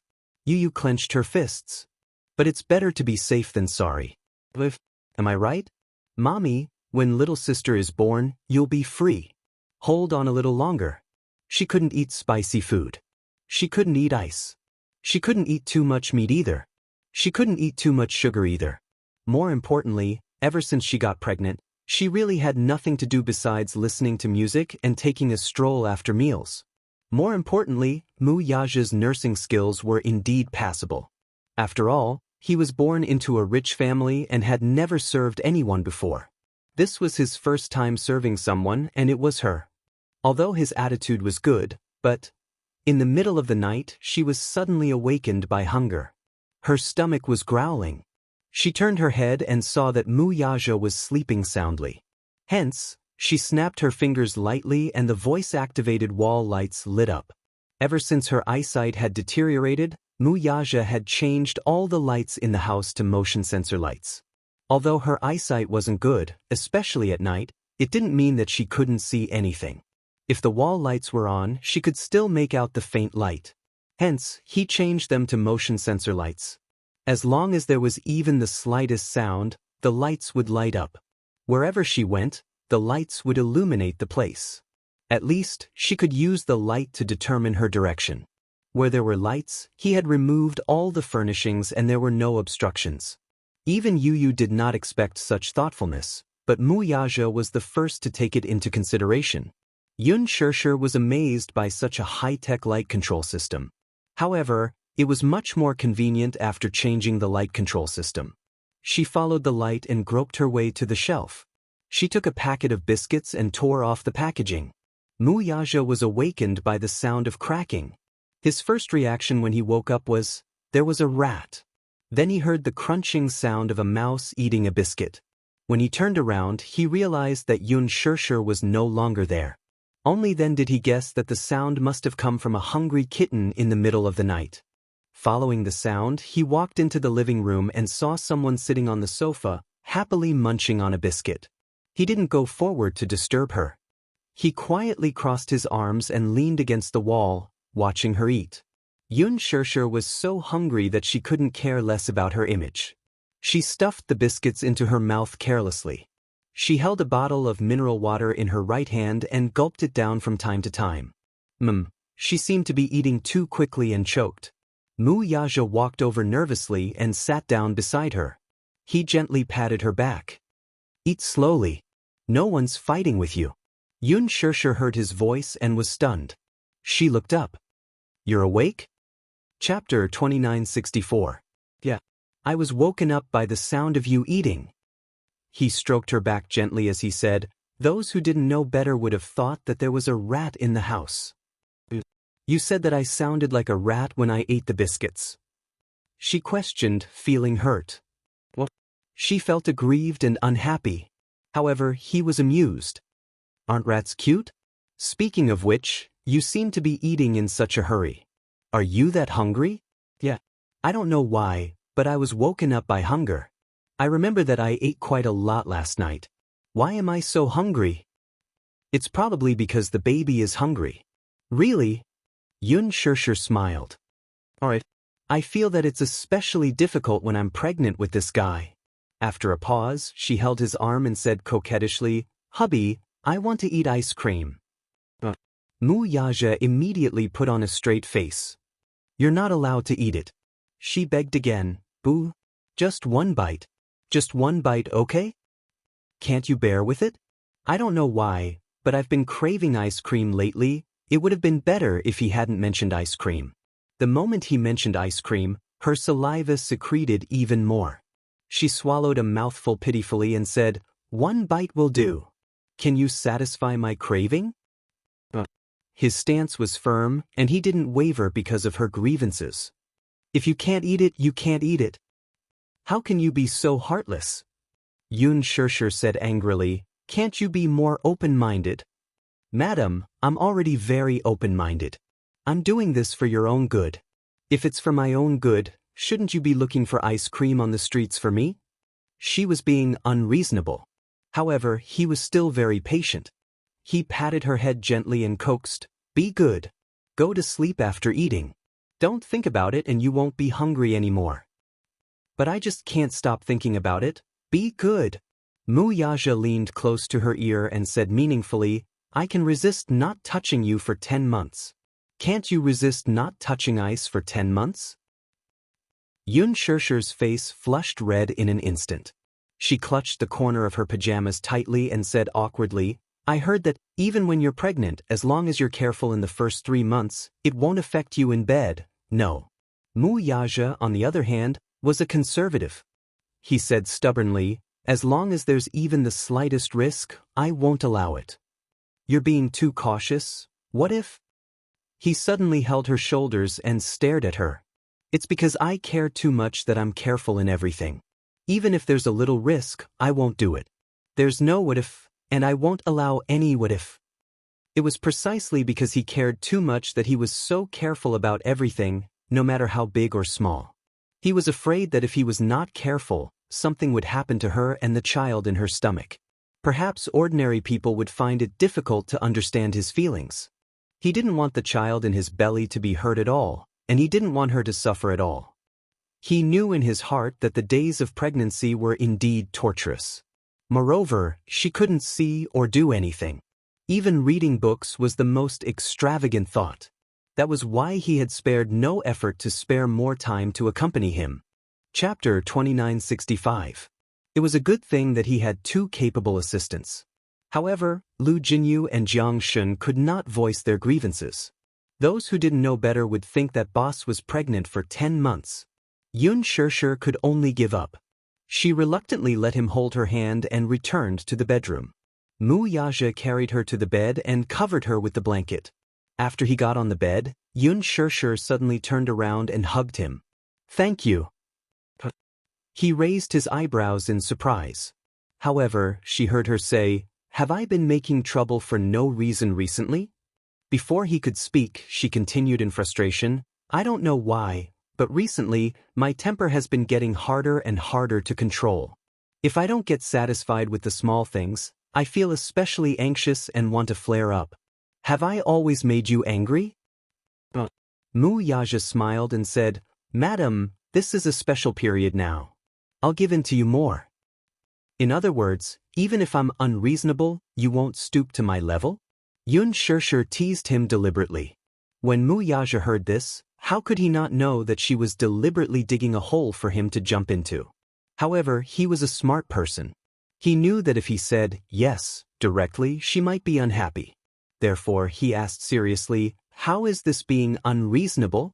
Madam is righteous, gentle, and virtuous. I can't wait to dote on you. Although Yun Shishir knew that he was deliberately coaxing her, her heart was still as sweet as honey. Alright, stop fooling around. Mu Yaja pulled her into his arms and reminded her, sleep early. Lying in his arms, she suddenly felt a little uneasy. Is this the happiest moment of my life? Why do I feel a little uneasy? Mu Yaja raised his eyebrows, not understanding what she meant. I'm so happy now. I don't know what the future will be like, but this should be the happiest moment of my life. I'm so happy that I feel like it's almost unreal. No! Mu Yaja gently stroked her hair. I will make you happier. I want to give you the most beautiful things in the world. Yun Shishir pursed her lips and fell asleep peacefully on his chest. Not long after, he began to snore softly. Sleeping so soon? He didn't know whether to laugh or cry. He rubbed her face. Thus, with her in his arms, he fell asleep contentedly. However, not long after, Yun Shishir's resentment towards the ice cream came again. The weather was getting hotter. Hua Jin seemed to be deliberately provoking hatred. He wholesale a large batch of ice cream, Häagen-Dazs, Baxi, Cornetto, and all kinds of other ice creams. Yu returned home and opened the fridge. When she saw the fridge full of ice cream, she broke out in a cold sweat. She couldn't help but wonder if this Hua Jin did it on purpose. Did he deliberately use ice cream to attract hatred? Didn't he know that Mommy had been complaining for a long time because she couldn't eat ice cream? What a huge grudge. Life is hard, so don't expose it, okay? Mommy is already having a hard time. However, Hua Jin said that the weather was getting hotter. If they went out to buy ice cream every day, they would be melted by the sun just by walking. It was better to do it all at once. Yu felt that it made sense. Every afternoon, Hua Jin and the two little munchkins would sit at the entrance of the back garden, eating ice cream and chatting. Yun Shishir sat at the side, hugging Liang Baikai, her face full of resentment. Chapter 2966. Mommy, just be good. Yu muttered, bear with it for a while and you'll have a bright future. Can't I just have one bite? Not even one bite. Daddy will beat me up. Yu snorted. Xiao Yichen covered his mouth as he snickered. He might even punish you with the crime of murdering the little princess. Yu nodded in agreement. Yun Shirshir stood up angrily and walked slowly in their direction. When Hua Jin saw this, he immediately reached out to help her up. Sister, be careful. Yun Shirshir flung his hand away angrily and said speechlessly, don't touch me. I'm not your sister. Hua Jin, who was innocently implicated, cried helplessly, why am I implicated as well? You didn't know whether to laugh or cry as she said, how is this being implicated? You're the real source of all evil. What do you mean by that? Hua Jin pointed at himself, wanting to cry but having no tears. How am I the source of all evil? Yu said, if you hadn't seduced Mommy on purpose, Mommy wouldn't have been so greedy. A pot floated down from the sky. It hit Hua Jin hard on the head. Hua Jin hugged the pot and said pitifully, all right, my pot. It's just pregnancy. It's not my first time. When I was pregnant with you guys, I wasn't so careful. I couldn't touch this or that. Weren't you guys healthy? When Yu heard this, she immediately cleared her throat and pouted. That's not fair.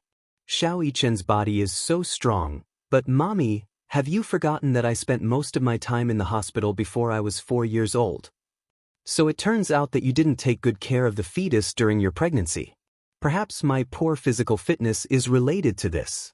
It would have been better if she had not explained it this way. Once she did, Yu felt that Mu Yaja was right. She was even more convinced of the importance of taking care of the fetus. Another pot was thrown from the sky, and this time, it was directly smashed on Yun Shirshir's head. She was completely confused as she silently cursed in her heart. Your physical fitness isn't good, it's not because you're in the nurturing period. Yun Shirshir explained innocently, you and Xiao Yichen are twins. The doctor said that when you were in my stomach, you were competing for nutrients. You couldn't compete with Xiao Yichen. Also, you were born prematurely 8 months ago. Because you were born prematurely, you were weak. Why is it premature? Yu asked curiously, blinking. The doctor said that it's because of the anxiety during the pregnancy, plus, at that time, when she was more than 7 months pregnant, Yun Shirshir asked for permission to meet Yin Yecheng. That period of time was when the Yun family was at its most difficult. However, even though they had been meeting, Yun Yecheng was very extreme about her surrogacy. He was once so proud. How could he watch his beloved daughter use her body as the price to repay the Yun family's debt? This debt to the loan sharks might be cleared in an instant. However, the guilt he felt toward her was something that he would never be able to repay in this lifetime. Therefore, every time they met, the father and daughter would sit opposite each other. He would always think of all sorts of ways to persuade her to abort the child. Yin Yecheng's thinking was very simple, but he did not know that if she were to abort the child, it would be even more harmful to her body. Chapter 2967. Hence, during that period of time, the pressure and burden on her heart were too heavy. Her first child was twins. Furthermore, she was only 18 years old when she got pregnant. Compared to other pregnant women of her age, the preterm delivery rate was 11 times higher. Furthermore, her emotions fluctuated greatly. One morning, when she woke up, she had just gotten out of bed and walked a few steps when she felt something strange in her body. On the way back to school in the car, she suddenly felt a warm liquid sliding down her thighs. It turned out that her amniotic fluid had broken. As there was still a long way to go before the due date, no one had expected the sudden premature birth. She was then rushed to the hospital. Fortunately, her life was saved. Hua Jin suddenly mumbled, if it's just a little bit, it shouldn't be a problem, right? No way. Yu insisted. If anything happens to Mommy, Daddy will tear you to pieces. Hua Jin swallowed his saliva in horror. So brutal, of course. His sister is his life. With her around, we'll lose our status.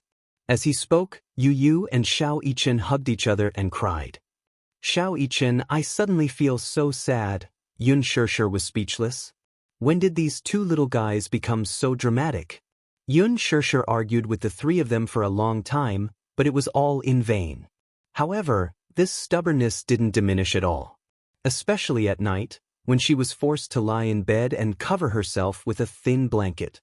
Because a certain man solemnly said that pregnant women shouldn't be exposed to too much air conditioning and that it wasn't the dog days of summer yet, Muyaja only turned the air conditioner fan on. She begged him to turn it on, and he finally turned it to 29 degrees. 29 degrees. Wasn't that the same as not turning it on? Because of the stuffy heat in the house, she missed the sweet and frosty taste of ice cream. Hence, for some reason, she got out of bed and tiptoed to the man's room. Pushing open the door, she made her way to his bed. Pa! A hand covered Hua Jin's face. Hua Jin was sleeping soundly. In his dream, a terrifying hand suddenly reached out towards him and touched his face. He was startled awake from his dream and saw Yun Shirshir sitting by his bedside, softly calling out to him, "Hua Jin, wake up." "What's wrong?" Hua Jin immediately sat up nervously and looked at her worriedly. "Are you not feeling well?" "I really want to eat ice cream." "Hua Jin, can you take me to eat ice cream?" "Hua Jin." He looked at her with a puzzled expression. He really didn't know what kind of obsession made her come all the way to his room in the middle of the night to beg him to take her to eat ice cream. His room was quite a distance away from hers, and there was even a staircase. It must have taken her a lot of effort to find her way here. "Is it necessary?" Hua Jin was about to cry from laughing. "Do you really want to eat ice cream that much?" Whenever I hear about ice cream, I salivate. Chapter 2968. Hua Jin, if you can't even fulfill such a small request, I'm going to be depressed. Hua Jin looked at her with heartache. Perhaps, in the eyes of others, such a request was too pretentious. But to him, he could understand it very well. When other people were pregnant, at least their eyes were useful.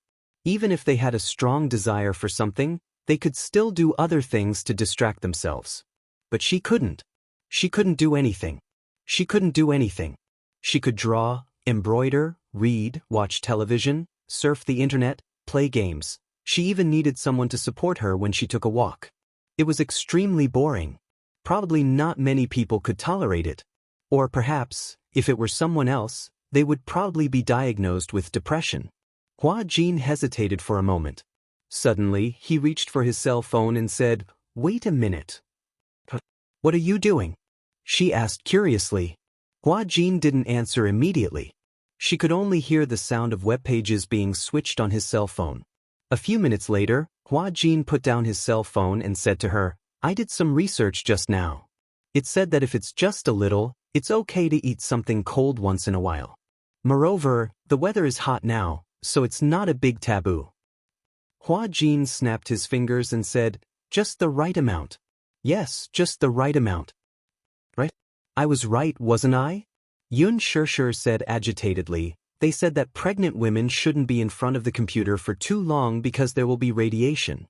But in reality? When I used to work, many of my colleagues were pregnant, but I didn't see any of them quit their jobs. She only went back on maternity leave to prepare for labor when she was about to give birth. The little ones that she gave birth to are all healthy. But there's no more ice cream at home." Hua Jin looked at her expression and said carefully, "You and Xiao Yichen have eaten it all." "Why are these two little guys eating so fiercely?" she muttered. Hua Jin looked at her and laughed. Okay, stop muttering. I'll take you to find ice cream now, okay? But then change your clothes." "All right." Hua Jin held her hand and led her to the cloakroom. He took all the clothes for her, closed the door, and let her change. He was wearing home clothes, so it didn't matter if he didn't change. After Yun Shirshir changed her clothes, Hua Jin secretly stole a key and led her to the garage. He helped her into the front passenger seat, then sat in the car and started the car. "It's already 12 o'clock. I'm afraid there aren't any ice cream shops open. It doesn't matter if it's not Haagen-Dazs." Hua Jin held the steering wheel and thought for a while. Suddenly, his eyes lit up. "I know a place." "Where?" "The biggest night market in Jing district. There are also many midnight snacks there. Now that the weather is so hot, every shop will start to sell Baxi ice cream boxes. 8. Yun Shirshir's mouth watered even more. Baxi is delicious too. All right, greedy little cat. I'll take you there. Hua Jin stepped on the accelerator and the car slowly drove out of the garage. He was so focused on talking to Yun Shirshir that he forgot to look in the rearview mirror. After he drove out of the garage, a luxury car parked at the entrance slowly followed behind. Chapter 2969. Hence, the two of them started to chat leisurely. Yun Shirshir asked, "Have you been busy with work recently?" Hua Jin replied, "I'm not busy. I've taken on a lot of commercials recently. It might have something to do with Lethal Beauty's high viewership ratings." Yun Shirshir was surprised. Lethal Beauty has been very popular recently? Hua Jin nodded. Yeah, after your character died, the viewership ratings shot up. Yun Shirshir was speechless. Hua Jin said, "After all, the villain is dead, and the audience's passion for watching shows has been revived. Because of Lethal Beauty's good viewership ratings, I've taken on a lot of commercials." One of the biggest sources of income for a celebrity was advertisements. It was the most important component. Usually, a celebrity's income came from filming movies and TV dramas. With Hua Jin's status, he would get 1 million for filming an episode. After the company's share, he would get 600,000 after tax. In other words, there were 60 episodes of Lethal Beauty, and Hua Jin had a net profit of 36 million. That was a very eye-catching figure. In the entertainment industry, this income was something that many people could only look up to. But this was only a part of the income. Usually, other than acting, each person could film an average of 2 TV dramas and 1 movie in a year. In addition to various variety shows and stage performances, the remuneration from filming commercials still accounted for the majority of the income. The filming period for commercials was usually a few days, and in these few days, they could earn a few million. It could be said that it was easy and simple.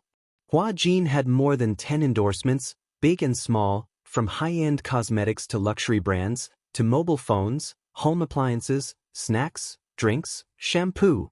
The advertising economy depended on whether the fans' purchasing power was strong. Hua Jin's fans were especially crazy. Basically, if they got him to endorse, they would definitely make a profit. Hence, it was no wonder that he was feeling so refreshed recently. How could he not be happy about taking on so many commercials? Your popularity has been soaring recently. After all, the male lead role played by Hua Jin was really too likable. Introverted, steady, and expressive from the beginning to the end. With the popularity of the TV series, his popularity would definitely rise. My net worth has also increased by many times. Qin Zhou said that it's rising faster than the stock market. Haha. The car drove to the night market. After parking the car, Hua Jin held Yun Shirshir's hand and searched along the way. Finally, they found a barbecue restaurant that sold Baxi. "Shirshir, you sit here for a while, I'll buy you Baxi." Yun Shirshir sat down obediently, looking forward to Hua Jin buying her beloved Baxi. 3 minutes later, Hua Jin bought 2 servings of Baxi, one with strawberry flavor and the other with chocolate flavor. He walked over with a smile on his face, handed her the box of strawberry flavor ice cream, and opened it for her. "Here, spoon." He handed over a spoon, but just as he sat down, he suddenly sensed a cold aura beside him. He couldn't help but shiver. He raised his head and his gaze fell on the man standing behind Yun Shirshir. He immediately sucked in a breath of cold air. His eyes widened as if he had seen a ghost. Yun Shirshir heard him suck in a breath of cold air and was also shocked. Her hand that was holding the spoon suddenly froze.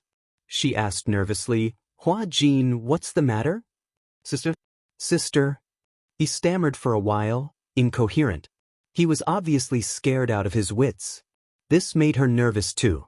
"I'm here. Why are you calling me?" Chapter 2970.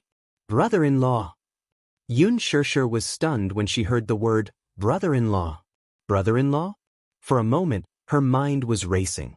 Hua Jin's brother-in-law, isn't he? Yun Shirshir froze and turned her head mechanically. Even though she couldn't see clearly, she could see a tall figure in her hazy vision. He was tall and seemed to be dressed in black casual clothes. She couldn't see his face clearly, but his imposing aura and Mu Yaja's unique aura made her realize she had been caught red-handed. Why did he follow them here? Yun Shirshir's face was especially stiff. Hua Jin, on the other hand, gulped nervously and laughed. Brother-in-law, why are you here? He smiled ingratiatingly while cursing silently. How did he find his way here? Could it be that they had a GPS tracker on them? When Hua Jin was making up a story, Mu Yaja smirked. You don't have a GPS tracker on you. Then did you send a private investigator to follow us? Hua Jin blurted out. However, he covered his mouth the next second and looked at him awkwardly. He actually blurted it out. Wait a minute. How did he know what he was making up in his mind? Could it be? His brother-in-law had a superpower like mind reading. Hua Jin's imagination was running wild. Mu Yaja continued, I don't have mind-reading abilities either. Hua Jin felt even more awkward. He fidgeted and asked, Then how do you know what I'm thinking? What you're thinking is written all over your face. Mu Yaja paused for a moment. His gaze fell on the ice cream in his and Yun Shirshir's hands, and his gaze became even colder. Eating ice cream in the middle of the night? Mu Yaja's gaze revealed a hint of danger. He scrutinized him again. His cold and unpredictable gaze was really chilling. Hua Jin felt his hair stand on end under his stare. Just as he was about to explain himself, Yun Shirshir sat up properly and said with a smile, Hua Jin said that he suddenly wanted to eat ice cream, so I accompanied him here. She smashed the big wok on Hua Jin's head. Hua Jin? What? He was betrayed just like that. Hua Jin was trembling in fear. Hearing this, Mu Yaja's meaningful gaze landed on him. Startled, he was about to clear his name from the suspicion when Mu Yaja interrupted him. But unexpectedly, Yun Shirshir seemed to know what he was going to explain. She reached her hand under the table and pinched Hua Jin's thigh. Hua Jin shuddered as his eyes turned red from the pain. He subconsciously blurted out, Yes, sister is right. Only then did Yun Shirshir let go. She looked uneasy. Hua Jin was in so much pain that he was about to cry. He immediately used his palm to caress the area where she had pinched him just now. Tears were streaming down his face. He felt bitter inside, but he didn't say it out loud. Mu Yaja obviously saw Yun Shirshir's little action, but he deliberately didn't expose her. His gaze was unfathomable as he smiled slightly. Hua Jin smiled. I don't know why, but when I woke up in the middle of the night, I really wanted to eat ice cream. But it was too boring to eat it alone, so I dragged her along to accompany me. So, Mu Yaja glanced at him coldly. You're pregnant too? The atmosphere was awkward. What was he most afraid of? He was most afraid of the sudden silence in the air. Hua Jin sat up uneasily. He touched his belly and laughed dryly. Maybe? Ha! Brother-in-law, your cold joke is so cold. Chapter 2971. Don't stare at me like that anymore, okay? Please, please. I'm also very innocent. Hua Jin chanted the great compassion mantra in his heart as he stood in the middle of Mu Yaja's freezing ray. Yun Shirshir teased, I don't know why, but Hua Jin suddenly had a craving and wanted to eat baxi. I thought that since I couldn't sleep, I would accompany him to look for food. Ha. Mu Yaja also sneered, ha. Yun Shirshir was speechless. Hua Jin was speechless. The two of them were silently pleading in their hearts. You'd better not laugh. Crying is better than laughing. Yun Shirshir felt extremely guilty. However, she heard Mu Yaja actually sit down beside her and turn to look at Hua Jin. He propped his chin up lazily and looked at him like a loving elder looking at a junior. Hua Jin became even more uneasy. Brother-in-law, what's the matter? He looked at him and his tone became strangely gentle. Do you like ice cream that much? Even though it was such a gentle tone, it was extremely cold when it fell on his ears. He felt that there was a hidden meaning in his gaze and words. Hua Jin couldn't help but shudder. He braced himself and nodded. Yes. All right then. Mu Yaja suddenly stood up and left his seat. Hua Jin didn't care where he was going or what he was going to do. He nervously grabbed Yun Shirshir's sleeve and asked with a sad face, Sister, I don't want to be the scapegoat. Brother-in-law is so cruel. Who knows how he'll teach me a lesson? He won't go to get a whip to whip me, right? That can't be. He won't do anything to you in public. Yun Shirshir was also very nervous. She paused and quickly comforted him, saying, "Don't worry, your brother-in-law is very gentle. He won't scold you or hit you. If he dares to hit you, I'll definitely stand in front of you." Really? Hua Jin was skeptical when he heard footsteps behind him. He turned around doubtfully and saw Mu Yaja holding 2 large buckets of baxi in his hands. He walked to his side and placed them in front of him. "I'll treat you." Hua Jin froze. These 2 large boxes of 8 happiness contained 5 small boxes of 8 happiness. As Hua Jin stared blankly, Mu Yaja sat across from him and looked at him calmly. "Let's eat. We'll buy more if it's not enough. It's my treat." Hua Jin showed a reluctant expression. "That's not good, is it?"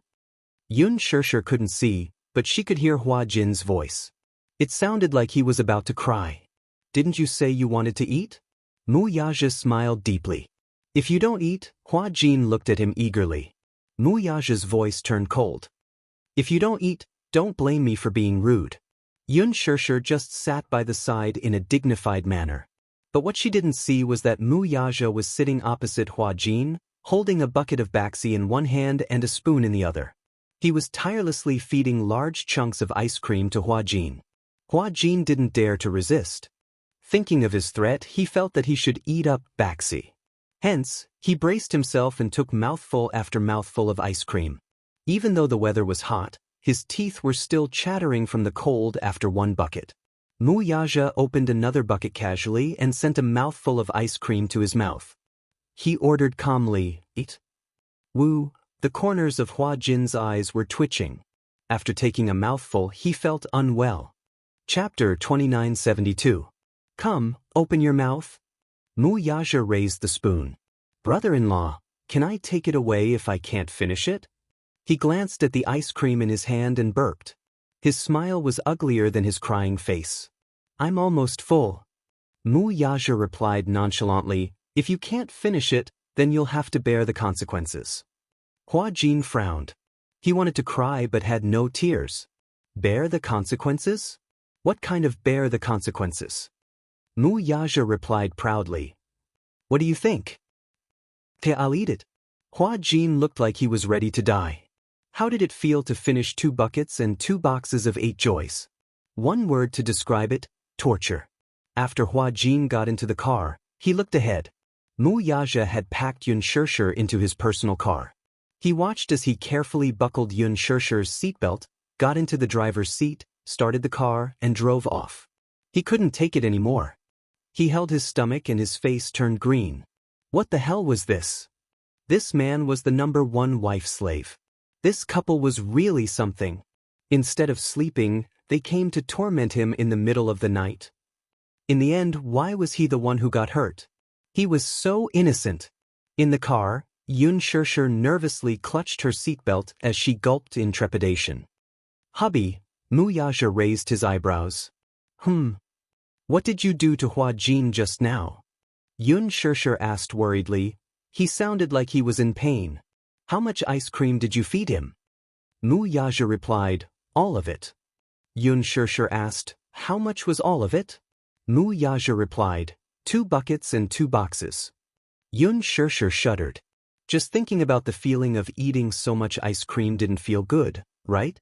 Suddenly, her obsession with ice cream was not as deep as before. She even felt a little nauseous. If she vomited, Mu Yaja's goal would be achieved. He asked, "Do you still want ice cream?"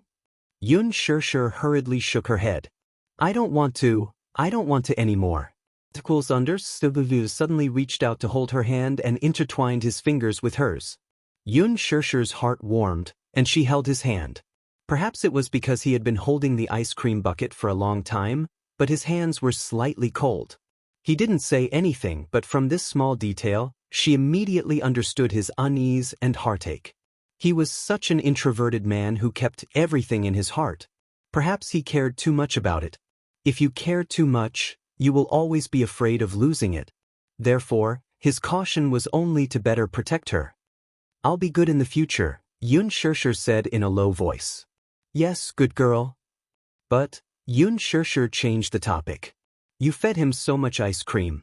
Will anything happen to him? Mu Yaja was speechless. Yun Shirshir said anxiously, he'll definitely have diarrhea, right? In the bathroom. When Hua Jin walked out, he was about to collapse. He dragged his long, numb legs out and supported himself against the wall. When he walked into the living room, the sky was already bright. In the living room, Mu Yaja walked out of the dining room and poured a cup of warm water for him. Drink it. Hua Jin took the water and leaned against the wall, looking resentful. I think I'm about to collapse. Mu Yaja raised his eyebrows. Diarrhea? Yes, a little. Mu Yaja returned to the room and took out a box of stomach medicine for him. Eat this. Chapter 2973. After this experience, Yun Shirshir became more well-behaved. At least, she had learned her lesson. However, the days of nurturing the fetus were still boring. Yu found some radio dramas, musicals, and even crosstalk for her to pass the time. Life was peaceful and comfortable. Chief, did you know? The Mu Group recently released news of their wedding. Mu Yenqing is getting married to Song Enya soon. In the office, Lu Jinyu walked to Mu Yaja's desk and handed him a red announcement. He had gotten it from a media friend. It was said that Mu Yenqing and Song Enya's wedding would be held at 100 banquets. Furthermore, they had also invited celebrities from all walks of life and more than 100 media outlets. It seemed that they were determined to make this wedding a grand and dignified one. Mu Yaja took the invitation and glanced at it expressionlessly. On the invitation was Song Enya and Mu Yenqing's wedding photo. The time and location were also written. He took a closer look. Although it was called a wedding photo, it was more accurate to say that this was not a traditional wedding photo. Song Enya was wearing a wedding dress and holding Mu Yenqing's arm. Mu Yenqing was wearing a suit. The two of them stood in front of a white background and posed for a photo. Lu Jinyu smiled. Chief, are you going? Mu Yaja glanced at him. Why should I go? To watch the show. It's boring. How can it be boring? The Mu Group and the Song family have been advocating that this wedding must be grand and dignified. At the very least, we should go and see how grand the Mu family can be so that Chief can refer to it. You and sister-in-law haven't held a wedding yet, right? We can't let our pomp and circumstance fall short. Mu Yaja smiled playfully. Pomp and circumstance? A wedding isn't just about pomp and circumstance. More importantly, it has to be memorable. They had to be sincere. Jiang Shen sat at the side and snorted. The reason why the Mu Group is spending so much money this time is because they want to use this wedding to revitalize the Mu Group's reputation. Just like a destitute aristocrat who is so poor that he has to empty his family's fortune, he has to resort to all means to pretend to be a noble. Lu Jinyu snapped his fingers and said, to put it simply, it's just posturing. Jiang Shen said, bingo. Mu Yaja frowned. Although the Mu Group is in dire straits, a starving camel is still bigger than a horse. After all, its power is still stable. Don't let your guard down. Lu Jinyu said, Boss, aren't you bent on monopolizing the Mu Corporation's medical industry? Jiang Shen analyzed. However, if we forcibly acquire the medical industry under Mu Group, we will definitely suffer a great loss. The Mu Group was now very close to this industry. Although Mu Yenqing was now the head of the Mu Group in name, the real power in the family was still in the hands of Mu Linfeng. If not for Mu Linfeng's hard work, what can Mu Yenqing achieve? Lu Jinyu said, that old fox Mu Linfeng is not a simple character. He's not easy to deal with. However, given Mu Yenqing's half-baked personality, when Mu Linfeng really collapsed, the Mu family's throne would also crumble in an instant. He won't be able to stay in that position for long. All these years, Mu Linfeng's health doesn't seem to be improving. In such a situation, we can play many cards. Chapter 2974. Jiang Shen took a sip of tea and said casually, however, Mu Linfeng is headstrong and self-opinionated. He can't keep people around at all. Otherwise, Chief wouldn't have taken so many talents away from the Mu Group so easily. Are you done with your work? Mu Yaja interrupted. Lu Jinyu and Jiang Shen looked at each other and immediately stood up to head to their offices. Mu Yaja glanced at the wedding invitation again and threw it into the trash can. Ming City's villa. Meng Qingxue was sitting on the sofa with a wedding invitation in her hand. She flipped open a page and saw a wedding photo of Mu Yanqing and Song Enya on it.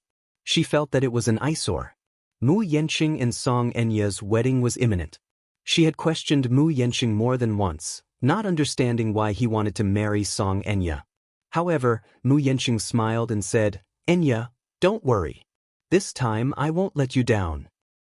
"Then how do you explain this wedding invitation?" Mu Yanqing only said, "You'll understand when the time comes." Meng Qingxue was baffled by his words, but she still chose to believe him without hesitation. She hoped that he would not disappoint her this time. It was not that she was too blind, but she had seen every change in Mu Yanqing. Ever since they returned to the capital from Yen City, Mu Yanqing had spent almost every night with her. He said that he would arrange for her to stay in a villa to recuperate, so he arranged a private villa for her to recuperate. He also assigned 5 servants and a nanny to take care of her daily needs. Meng Qingxue followed his instructions and focused on recuperating. She was well taken care of. In the past 2 months, she had unknowingly gained 5 kilograms of weight. It was rare for her to gain weight. No matter how much she ate, it was difficult for her to gain half a kilogram of weight. It was clear how well she was taken care of. Not only that, he was afraid that she would be lonely. Occasionally, when he was free, he would bring her around the park, the lakeside, and even drove her to interesting places for a road trip. Perhaps it was because he had almost lost her, but compared to his past indifference toward her, Mu Yanqing cherished her even more now. It turned out that the feeling of being cherished was so blissful. Meng Qingxue originally told herself that if she loved him, half of his love was enough. She shouldn't love him too deeply. She shouldn't love him more than he did. Otherwise, she would be the one suffering. However, being wrapped in such tenderness, she seemed to have fallen into it once again.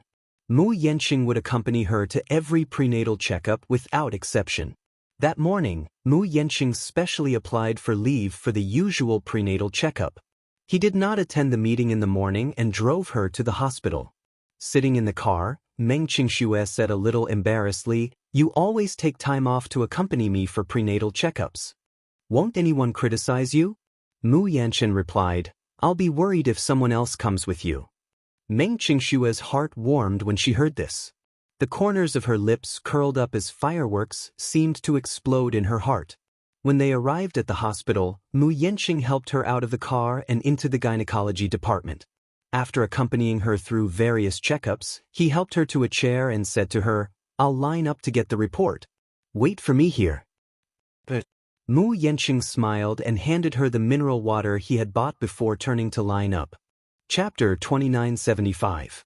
Meng Qingxue sat quietly at the same spot and waited. She was bored, so she took out the half-finished cloth shoes from her bag.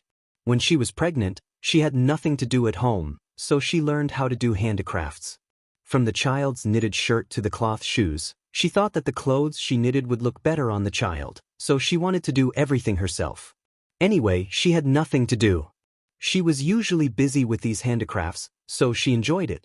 Halfway through her knitting, she suddenly heard a woman gritting her teeth behind her. "Meng Qingxue?" Meng Qingxue turned her head when she heard someone calling her name, only to meet Song Enya's gaze by chance. As the saying goes, enemies meet on a narrow road. This was probably it. Meng Qingxue did not expect that Song Enya would come to the same hospital as her for a prenatal checkup on this day. However, unlike her, Song Enya was accompanied by Jiang Qiming. Jiang Qiming also went to line up to receive the report, leaving Song Enya sitting on the stool and waiting. Song Enya was furious when she saw her.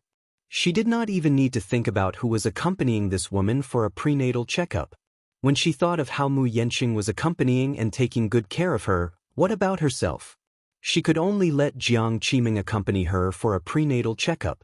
She was alone, and her heart was filled with hatred.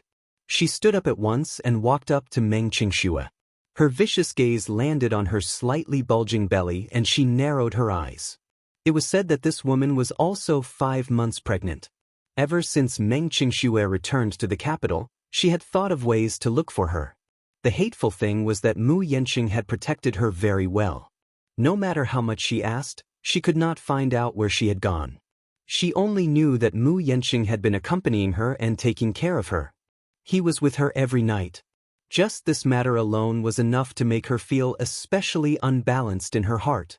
On what basis? She was his fiancée. Even if there were no feelings, she was pregnant with his flesh and blood. As a father, shouldn't he ask about her and show some concern? Song Enya felt bitter in her heart. When Meng Qingxue saw her, her heart skipped a beat, and a contemptuous expression appeared on her face. So it's you? She smiled arrogantly and coldly. Are you here for a prenatal checkup too? Meng Qingxue, how dare you say that? Song Enya did not bother to hide her anger as she pointed a finger at her. Are you feeling smug? You feel a sense of accomplishment for interfering in someone else's marriage, don't you? Meng Qingxue was stunned. Song Enya's loud voice attracted the attention of the people around her. The people who came here were all pregnant women who came for a prenatal checkup. As soon as they heard this sentence, everyone's curiosity was suddenly gathered.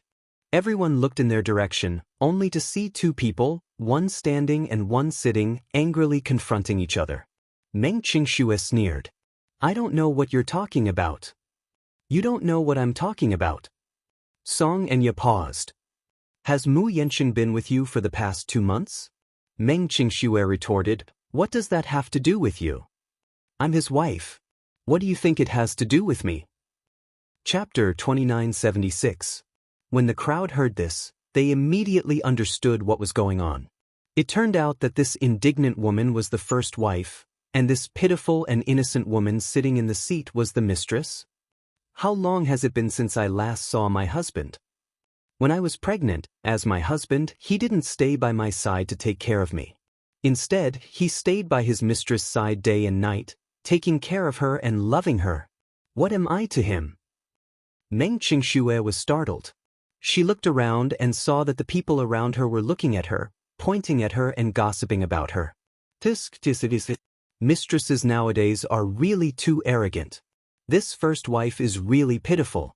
She's pregnant, but he's not by her side to take care of her. Is the mistress pregnant too? Look at her. If she's not pregnant, why would she be here? She's probably here for a prenatal checkup. Looking at her belly, she should be 5 months pregnant. The mistress and the first wife are both pregnant. How rare! How much of a scumbag is this man? He actually made his wife and mistress pregnant at the same time. It's too disgusting. She bit her lower lip hard and glared at the Missy furiously. This woman was really vicious. She actually wanted to use public opinion to criticize and suppress her. Song Enya continued, you guys don't know, right? My husband and I are getting married next month, but this woman is obviously trying to disgust me. I don't know what methods she used to keep my husband by her side. She must have whispered something into my husband's ear. It's been 2 months. My husband has never asked me a single question, nor has he ever come to see me or the child. I really don't know what to do.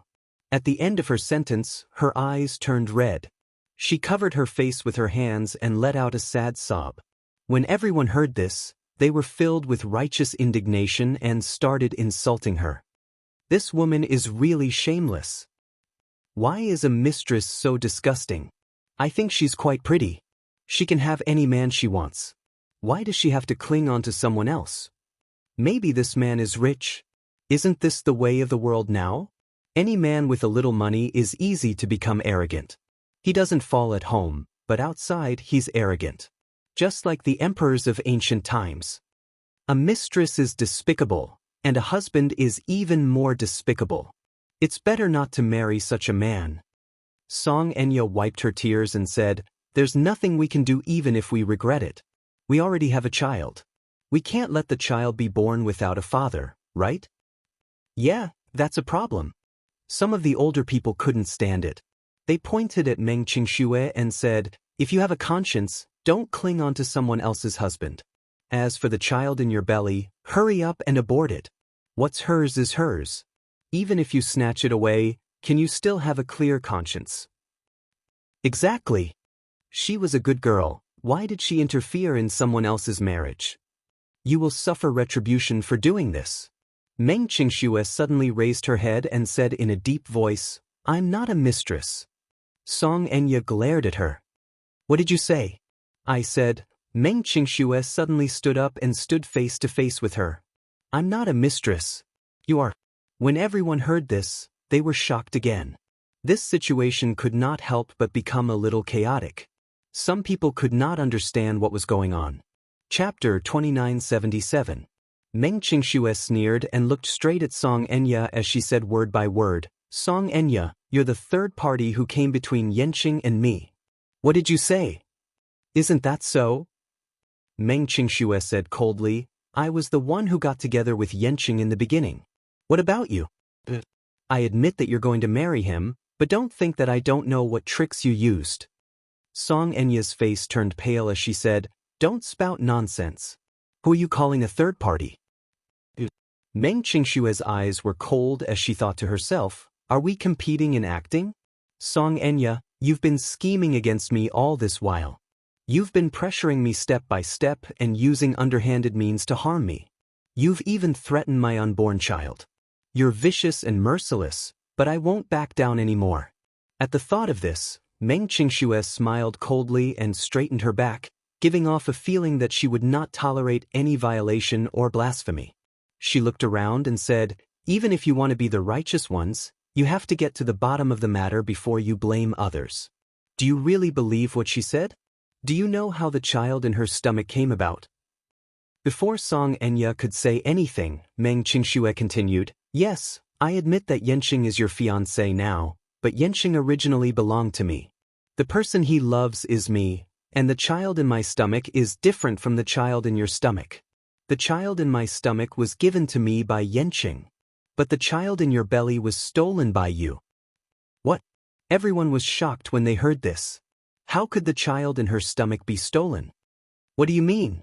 How could the child be stolen? I don't understand. Song Enya immediately understood what she was going to say. She was so angry that her entire body trembled.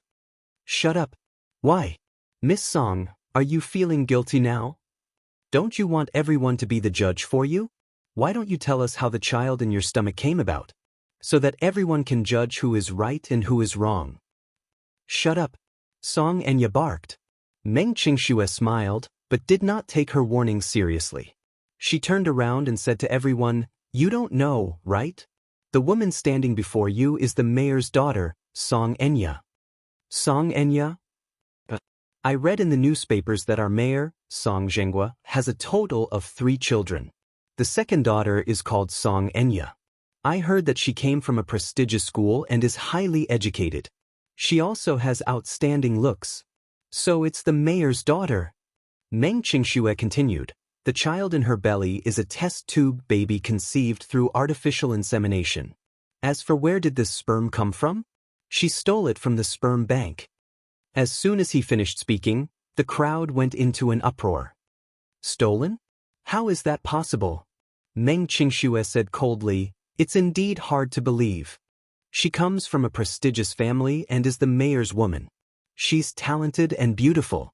Why would she do such a despicable thing? Song Enya screamed hysterically at her, I told you to shut up. Didn't you hear me? With that, she pounced on Meng Qingxue and reached out to grab her hair. Meng Qingxue took a step back and protected her stomach. She raised her hand and slapped her hand away. Chapter 2978. The scene instantly turned chaotic. Perhaps Song Enya had been greatly agitated by her words, so much so that her eyes were bloodshot as she scratched and hit her. Meng Qingxue was not to be trifled with either. Perhaps out of maternal instinct, she covered her stomach with one hand and grabbed Song Enya's hair with the other, pulling it fiercely. The two of them fought. The surrounding passers-by watched in fear, but most of them were just there to watch the show. Many of them were pregnant. Seeing such a scene, who would dare to come forward to mediate? Jiang Qiming returned with the report and saw that there was a fight in the seats. When she took a closer look, she saw that one of them was Song Enya. She was so frightened that she threw the report in her hand and rushed forward. Stop fighting! Stop fighting! Jiang Qiming finally separated the two of them. She pulled Song Enya aside and asked anxiously, "Is anything wrong?" Don't stop me. I want to teach this little b** teach a lesson." As Song Enya spoke, she wanted to rush forward again. Afraid that she would hurt herself, Jiang Qiming pulled her back and reprimanded her. "What are you doing? Think about it, you're already 5 months pregnant. It's not like before. Even if you don't think for yourself, you should think for the child in your stomach. How can you be so willful?" Song Enya turned her head and stretched out her hand with a ferocious expression. With reddened eyes, she pointed at Meng Qingxue, who was standing 2 meters away with a guarded look on her face. She cried, "Mom, she's Meng Qingxue. She's that b***. For the past 2 months, Mu Yanqing hasn't cared about me and has always been by her side. How can I not be angry? She even said that I'm a third party. Mom, how can I not be angry?" "Alright, be careful. Don't affect the baby." She was busy calming her emotions when she suddenly reacted and glared at her in surprise. "What did you say? She's that Meng Qingxue?" Jiang Qiming turned her head and stared fixedly at Meng Qingxue. Her gaze was as sharp as a knife as it pierced her. "Are you Meng Qingxue?" Meng Qingxue glanced at the woman. Based on their earlier conversation, she could roughly guess her identity. She was Song Enya's mother. She covered her lower abdomen with one hand and was on full alert. Where is Mu Yanchen?" Jiang Qiming yelled. "Where is he? His fiancée is already 5 months pregnant, but he doesn't care about her at all. He only cares about you, you be ***. Meng Qingxue said angrily, "I'm not a bitch. Auntie, please show some respect when you speak. As the mayor's wife, you don't have any manners at all." Jiang Qiming was stunned. She looked around and saw many people pointing in their direction. Only then did she realize that they were in public, and she indeed had to be careful. Thinking of this, she walked towards Meng Qingxue and said, "Come with me. I have something to talk to you about." Seeing her glaring at her, Meng Qingxue quickly shook her head. "I won't go with you. I want to stay here and wait for Yanchen. I told you to come with us. Did you hear me?" Jiang Qiming's tone became sharper. "This is our private matter. There's no need to talk about it in public. No matter what, we have to wait until Yanchen comes back, right?" Meng Qingxue was very smart. Chapter 2979. Meng Qingxue knew very well that she was weak and alone. Without Mu Yanqing's protection, she was nothing. Seeing the stalemate, Jiang Qiming became even angrier. However, she was determined to settle this matter tonight no matter what. Usually, Mu Yanqing hid this little vixen so well that she could not find any clues. Now that they had bumped into each other on a narrow path, how could he let her go? At the thought of this, Jiang Qiming strode up to Meng Qingxue and grabbed her arm, not allowing her to say anything. "Little b***, I'm telling you, no matter what, you have to leave with me today. We have to settle the score between you and Enya." "I'm not leaving. Come with me." Amid the tussle between the two, Mu Yanqing returned with the report in his hand. He caught sight of a group of people surrounding them with Song Enya and Jiang Qiming standing in the middle. When he saw Jiang Qiming tugging at Meng Qingxue's arm with all her might, he immediately rushed up and threw Jiang Qiming aside. He stood in front of Meng Qingxue to protect her and swept a cold glance at them. "What are you doing?" When Song Enya saw him, she was even angrier. When she saw him standing on Meng Qingxue's side without a second thought, she felt even more embarrassed and could not tell right from wrong. "Mu Yanqing, what do you mean by this? Please be clear about who your fiancée is." "It's not her. It's me. The person you're marrying is also me." Song Enya yelled at him at the top of her lungs. "What do you mean by this? What does she mean by this?" When Jiang Qiming saw him, her attitude softened a little. She sighed and said, "Yanqing, you and Enya are getting married next month. Now that you're circling around this woman, what position do you place Enya in? Back then, I wasn't the one who insisted on marrying your daughter." When Mu Yanqing recalled how the mother-daughter pair had been eyeing Meng Qingxue covetously earlier, he could not help but feel angry. He said coldly, "I clearly don't have any feelings for your daughter. She's the one who wants to marry me. I told her back then that I can marry her, but she has no right to interfere in my private affairs. This is a treaty, and I made it very clear. You're having an affair. Song Enya accused. Logically speaking, this shouldn't exist. Mu Yanqing could not help reminding her, Song Enya, we're not married yet. But our wedding is next month. Song Enya fumed.